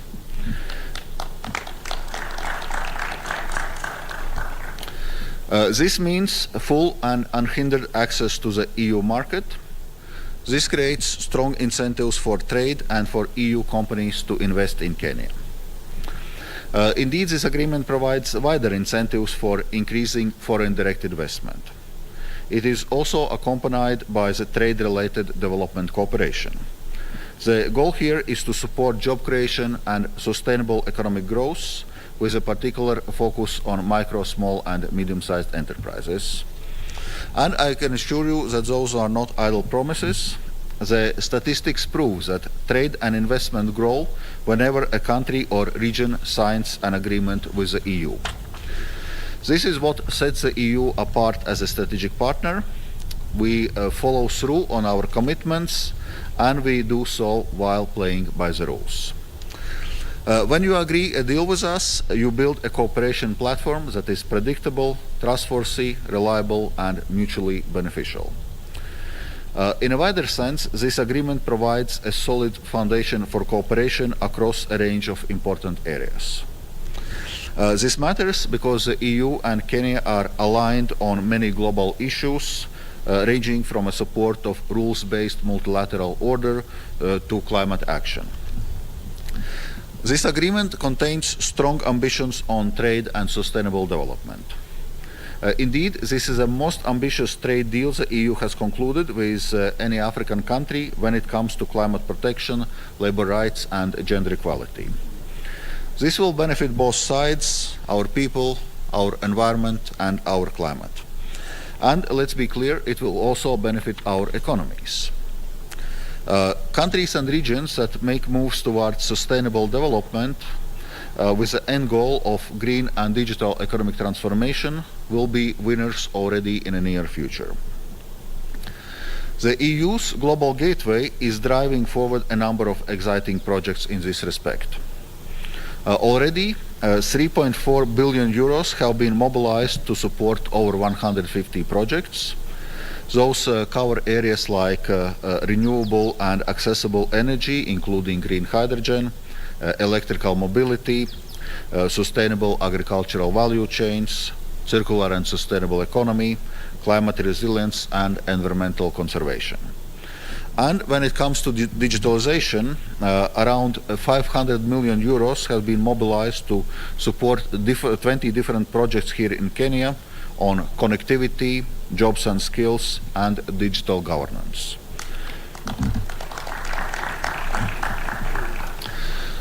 We have also agreed that consultations with key stakeholders, including civil society, is an important feature of successful implementation of the agreement. So, in short, we want to offer our full support for Kenya's move towards economic model that combines sustainable growth and decent job creation with environmental conservation and climate resilience. And of course, the EU is equally bound by the commitments. We will work together to jointly live up to agreed obligations in the area of trade and sustainable development and provide support where suitable. By the way, it also applies for so-called autonomous measures of the EU, which are greening trade, for example, carbon border adjustment mechanism or deforestation legislation. We will work in close partnership with you on implementation of these measures. This includes targeted support, such as technical assistance, technology transfer, extensive capacity building, and financial support. The objective is to develop industrial production structures that are compatible with long-term climate objectives. Finally, let me remind you that this deal is open for other members of East African Community to join. The agreement between EU and Kenya is in fact a bilateral implementation of regional agreement with Eastern African Community, This was agreed in 2016, but was not being able to enter into force. Therefore, the Economic Partnership Agreement, for which we have concluded negotiations today, has kept its regional characteristics and remains open to other member states of East African Community. The EU remains fully supportive of deeper integration of this region and as well as ongoing development of Africa Continental Free Trade Area. We understand better than anyone the benefits of breaking down political and economical barriers, and we stand ready to provide assistance and expertise whenever it is requested by our African partners. So let me conclude once again by repeating that what momentous day this is for EU-Kenya relations.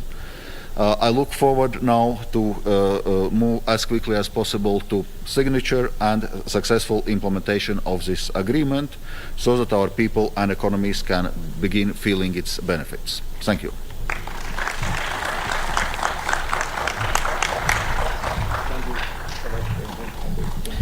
Thank you, Valdez, for those wonderful comments. Your Excellency, you know, for us to sign an agreement, the negotiation requires a lot of truth. So now it is my pleasure to invite the truthful man, the Deputy President, Honorable Rigathi Gachagua, to address the gathering. Thank you very much. Your Excellency, the President of the Republic of Kenya, Dr. William Samoei Ruto, the Executive Vice President of the EU, the Ambassador of the EU to this country, our Minister for Investment, Trade and Industry, and all those present, good morning. Your Excellency, this is a great morning for your administration and for this country. Your Excellency, the agreement that has been signed today has been stuck for the last 14 years, and within 9 months of your leadership, Your Excellency, what appeared impossible has been done. Your Excellency, this is evident fruition of your hands-on style of management. I was reading sometime, I think a month ago, some newspaper was complaining about your style of management, that you are hands-on. What I couldn't understand is, had they done some research, they would come to the conclusion that all successful institutions, all successful organizations are those who are led by the CEOs who practice the hands-on style of management. Your Excellency, this was stuck for many years. And through prudent commitment and focused leadership, you gave deadlines, you encouraged everybody to work, and that is why we have this agreement today. Your Excellency, yesterday morning, I found another headline saying that for the time you have been in office, you have spent 3 times what your predecessor had spent on local and international travel. But these people are not honest enough and objective to also outline the level of activities that you have carried out in that period, because cost is determined by the level of activity. So I do invite the media to take time to find out when the president has traveled and to which country, what is the gain for the country. It's only then you can make an objective analysis. Your Excellency, as you took up the reins of this country, you found the economy in a quagmire, and you have taken a two-phased approach. One is to harness revenue collection locally. Number 2 is to reach out to our international friends and development partners to harness resources for this country's development. We want to encourage you to continue traveling to each and every country in the world and bring resources for the development of this country. And Your Excellency, I don't understand these people sometimes. They complain that you are traveling too much. At the same time, they complain that I'm not traveling. I don't know which is which. Because I saw them complaining that since you leave me around to mind the house, they say that you have stopped me from traveling and assigned me what they call useless duties. On the same page, they are complaining that you have traveled too much. I don't know what is it that they want to do. Your Excellency, we want to encourage you that you must continue with bilateral and multilateral diplomacy for the benefit of this country as you continue to locally harness resources to restore the economy of this country to where President Mwai Kibaki left us. With those very many remarks, I request you to be upstanding and help me to usher in the President of the Republic of Kenya. Mr. President. Thank you, my friend. Thank you very much. Let's take our seats. Thank you very much. My good friend, Vice President Valdis Dombrovskis of the EU Commission, ambassadors present, our two great people, Dora and Alfred, who managed to do the hard work so that we can have this agreement in place, ambassadors representing various EU countries present, private sector members who are here, distinguished guests, ladies and gentlemen. I welcome you to this great morning, a very important occasion when we finally are putting pen to paper on an agreement that has been outstanding since 2016, when we agreed as members of the East African community to engage with our brothers in the EU with the view of having a partnership agreement. Welcome, my friend Dombrovskis, to Nairobi. I'm informed that you have been to the national park to enjoy our wildlife. I'm also told you have been to some of our flower farms to see how the fine produce that you find in Europe, where it is grown, how it is grown, by who. That is very encouraging.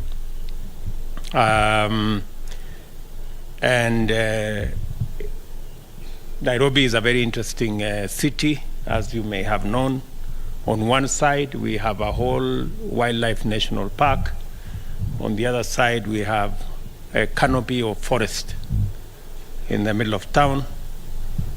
That is how Kenyans blend diverse elements and generate sustainable complementarity.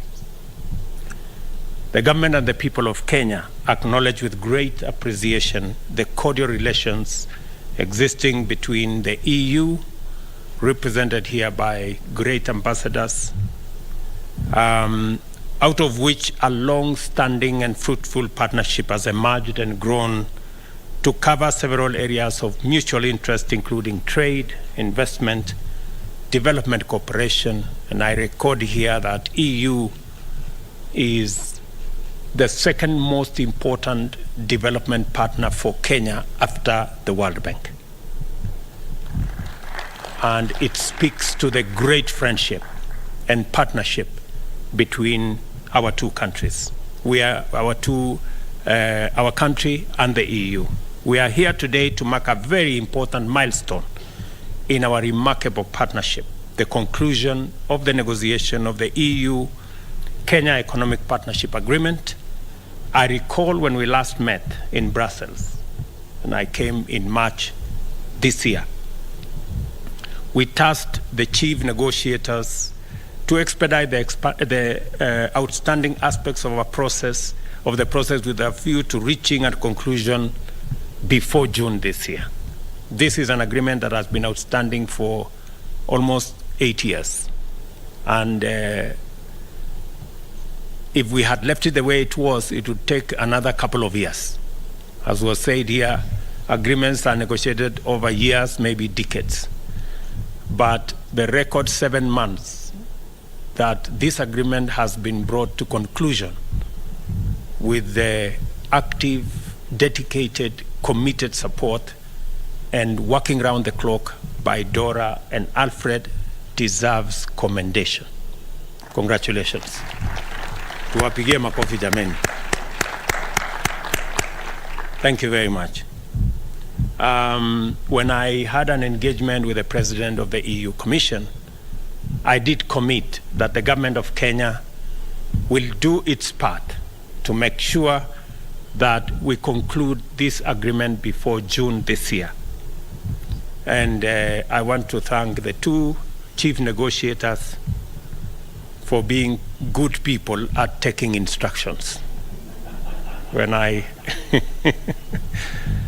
am therefore greatly pleased that this has been accomplished, and I want to thank the EU Director, Trade for Africa, and Kenya's Principal Secretary and their technical teams. I know behind them have been many people who have put this agreement together.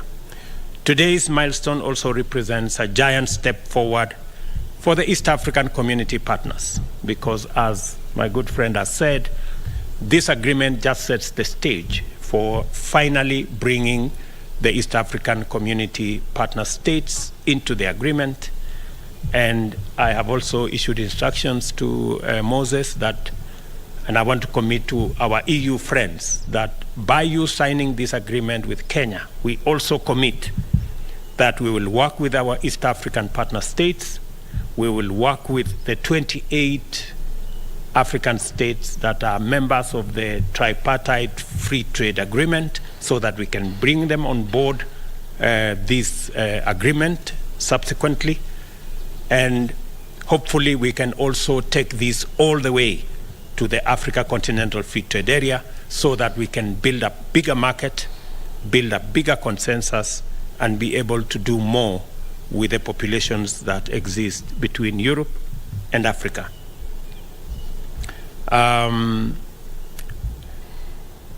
This achievement also represents a fundamental deliverable under the EU-Kenya strategic dialogue, our mechanism for advancing our common strategic interests in trade, investment, peace, and security in our region, and the transition to green energy and the digital economy. It signals our long-term commitment to ensure that farmers, including those in the flour, coffee, tea, fish, peas, and the edible fruits and nuts sector, are assured of a predictable market.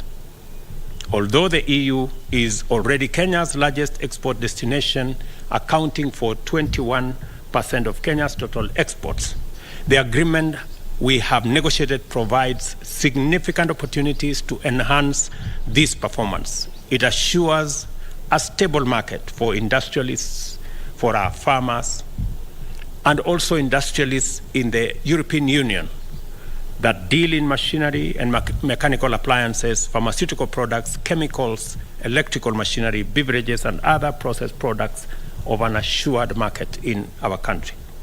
Additionally, the agreement will grant Kenyan products immediate duty-free, quota-free entry into the EU from the day it comes into effect. And in recognition of our varied stage of progress along the development journey, products from the EU will progressively receive duty reductions over a period of 25 years. Beyond trade, the agreement is also designed to stimulate investment and manufacturing. Consequently, Kenya is prepared to strengthen its manufacturing sector in order to enhance our exports to EU globally. We are finally ready to take our place as a global player in export-led manufacturing and services. I encourage European companies that import goods from Kenya to invest in value addition here and export finished value-added products out of Kenya. And just to put this in context,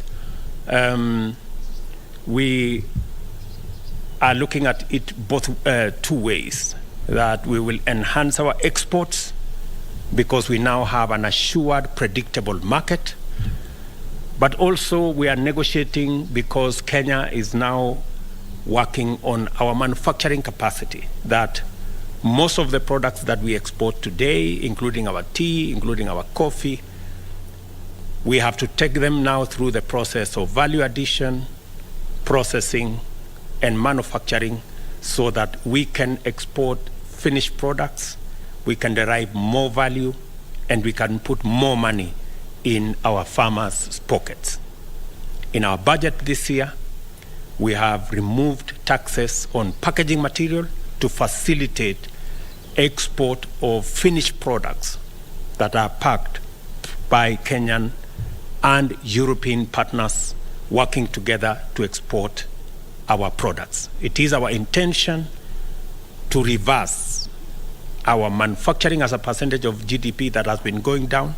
We now need to take it to 15% in the next 5 years and hopefully 20% by 2030. That commitment will be backstopped by this agreement. It gives us greater emphasis and opportunity for us to be able to do that. Additionally, it will also give us the opportunity to enhance our exports. As has been said, we've had challenges with our exports as a percentage of GDP, and this opportunity also will give us the chance to be able to enhance that. Nafikiri nitasema kwa Kiswahili kidogo, tuelewe ya kwamba hii agreement ambayo tumekamilisha kwa miezi 7 ambayo imekuwa ikishughulikiwa kwa miaka 7 na ingeendelea vile ilikuwa inaendelea, ingechukua miaka zingine nyingi. Wakati nimeenda Brussels, tumekubaliana na president wa EU ya kwamba hii agreement imeshughulikiwa kwa muda mrefu, tukamilishe kabla ya tarehe 30 June mwaka huu, na nafurahi ya kwamba tumekamilisha in time. Na sasa mambo mawili yatafanyika. Ya kwanza, tutaongeza ile mazao yetu ya kilimo na products zingine ambazo tunapeleka katika EU market. Pale katika EU market ni watu karibu nusu bilioni ambayo sasa ni soko ya taifa letu la Kenya, na ni nchi 27 ambayo hii agreement itakuwa imewekwa sahihi kati ya Kenya na nchi 27 za EU. Na nia yetu ni kuhakikisha ya kwamba tunafungua soko kwa mazao yetu ya kilimo, kahawa, chai, mboga, maua na zile products zingine zote. Na vile vile tumeshakubaliana ya kwamba hatutakuwa tunauza mazao yetu bila ya kuongeza dhamana, na ndio sababu vile vile tumesema sasa tutafanya partnership kati ya kampuni za Kenya na kampuni za EU ili tuweze kuwa na value addition, agro processing, manufacturing, ndio tuweze kuuza mazao yetu kwa bei ya sawa, tuweze kufanya ajira kwa vijana wetu kupitia hiyo mpango ya value addition, na vile vile wakulima wapate mazao zaidi. Na ni ya muhimu kwamba sekta ya kilimo ambayo ni sekta ya kwanza ambayo tumetambua kama manifesto ya Kenya Kwanza tuishughulikie kwa mpango huu. A further achievement of the negotiated agreement is that it anchors Kenya as a natural hub for European companies seeking markets in the EAC, COMESA and SADC, and eventually to the Africa Continental Free Trade Area. By locating your investment in Kenya, you will gain market access to the rest of the African continent. And I am pleased that we are doing this at a time when we are also advancing the implementation of the Global Gateway Africa Europe Investment Package, which was announced at the 6th EU-AU Summit in February. It will promote trade and investment accompanied by trade-related development cooperation, thereby further deepening the economic ties between EU, Kenya, boosting sustainable economic growth and enabling us to create more jobs. It will also provide new opportunities for Kenyan and European businesses, including those in the micro, small, and medium enterprise space. Even though the negotiations are now concluded, it is important to note that the chief negotiators will now lead their teams in finalizing the text and proceed to initiate the procedures that culminate in ratification and eventually entry into force of the agreement. I call upon them to move with speed, the same speed. Maybe you can accelerate a bit so that this agreement can be implemented beginning next year. The EU Kenya Economic Partnership Agreement also anchors a framework which enables us to direct our strategic focus towards tackling climate change and further commits the parties to take active measures to promote sustainable trade.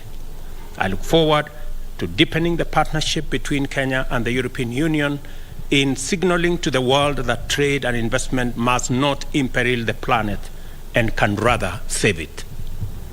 The agreement will facilitate the achievement of Kenya's ambition to transition to the green economy, and we will deepen trade and trade-related policy measures that will create a supportive business ecosystem for Kenyan firms to participate in sustainable global value chains.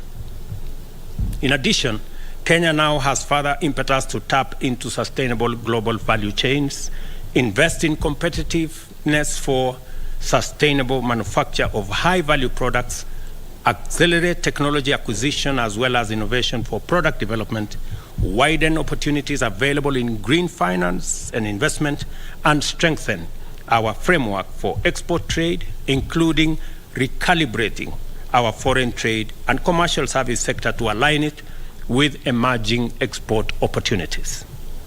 Under our bottom-up agenda for economic transformation, we are committed to enhance our manufacturing share as a percentage of GDP and also lift our exports to GDP ratio.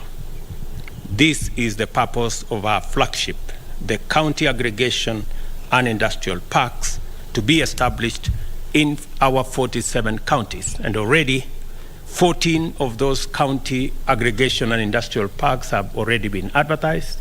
The others are on the way. And added on to the ecosystem we want to build around consolidating our products around our county aggregation and industrial parks, we are also establishing at least a market in each of our 290 counties and establishing a market in each of our municipalities in the country. In essence, we have an ecosystem of an extra 400 markets around Kenya that will be used for the consolidation of our products so that traceability, so that value addition, agro-processing can be brought into that ecosystem. And I want to thank the EU for agreeing to partner with us in that space of ensuring that we have an ecosystem that will support our farmers to aggregate their products so that we can engage in value addition, we can do processing, and we can export our products processed and create jobs locally. To facilitate the uptake of opportunities made available under the new agreement, the government remains committed to continuous implementation of the business climate reform agenda and to sustain our position as a continental leader in institutional evolution. For instance, you are aware of the steps we have taken to automate 7,000 government services. I think 5,000 will be complete by the end of this month, to make it much more easier for citizens to access government services and for investors and entrepreneurs to do business with Kenya. I want to thank EU again for the partnership we have in this space of ensuring that technology is centralized in the delivery of our trade and our government services. I therefore wish to call upon you to work with us to sustain our partnership and collaborate in proactively translating the opportunities unlocked by this agreement into tangible outcomes that actualize sustainable development. As I conclude, I wish to reiterate our commitment as the government of Kenya to continue collaborating with the EU and the private sector as we walk this journey towards building a stronger partnership. I look forward again to a conversation with the EU Parliament later this year on the big subject of what we can do together, sustainable agriculture, managing climate crisis that we have, and a candid discussion on a new partnership agreement around our international financing or financial architecture. We will be having that conversation later this week in Paris, and I look forward to an engagement in Brussels later this year And I have already invited the EU Vice President to come for the Africa Climate Summit in September this year, so that we can consolidate our thoughts as a continent, share them with the rest of the globe as we go to the UN General Assembly and eventually to COP28. Thank you very much for coming for this great ceremony. Congratulations to all the good people, all the hardworking people that have put this agreement that is in many pages together, and for allowing us, those who did the least, to take the credit. So thank you very much, and my very best wishes. Thank you, Excellency. Distinguished guests, ladies and gentlemen, we've come to the end of this session, and we'll allow His Excellency to retreat. Then the rest of us will kindly leave this way once His Excellency has retreated. Thank you very much for your attention. Have a wonderful rest of the day. And God bless. And that was a live event at State House, Nairobi, where the European Union and Kenya have signed an economic partnership. And this has been presided over by His Excellency the President, Dr. William Samoei Ruto, and also the Vice President of the EU. So ensuring that Kenya's trade in agriculture, we can talk about financing, and also the investments that European Union nations put in, basically the Schengen region that have come in here, opening up opportunities to 27 European countries, members of the European Union, and also Kenya, and how this agreement can boost trade and also help generate revenue for Kenya, which means that value addition will be there, and see what people who are interested in making sure that Kenya's exports grow at the same time as they make economic partnerships with the European Union. Gladys Mungai is our reporter at State House, and she's going to be giving us a report on this EU-Kenya economic partnership. It has been a work in progress that has taken over 14 years, but eventually over the last 9 months, meetings have been held, and finally the deal has been signed. We shall be taking a break now, and when we come back, we'll be getting into Sports Check, where we'll be having conversations about motorsport and rugby.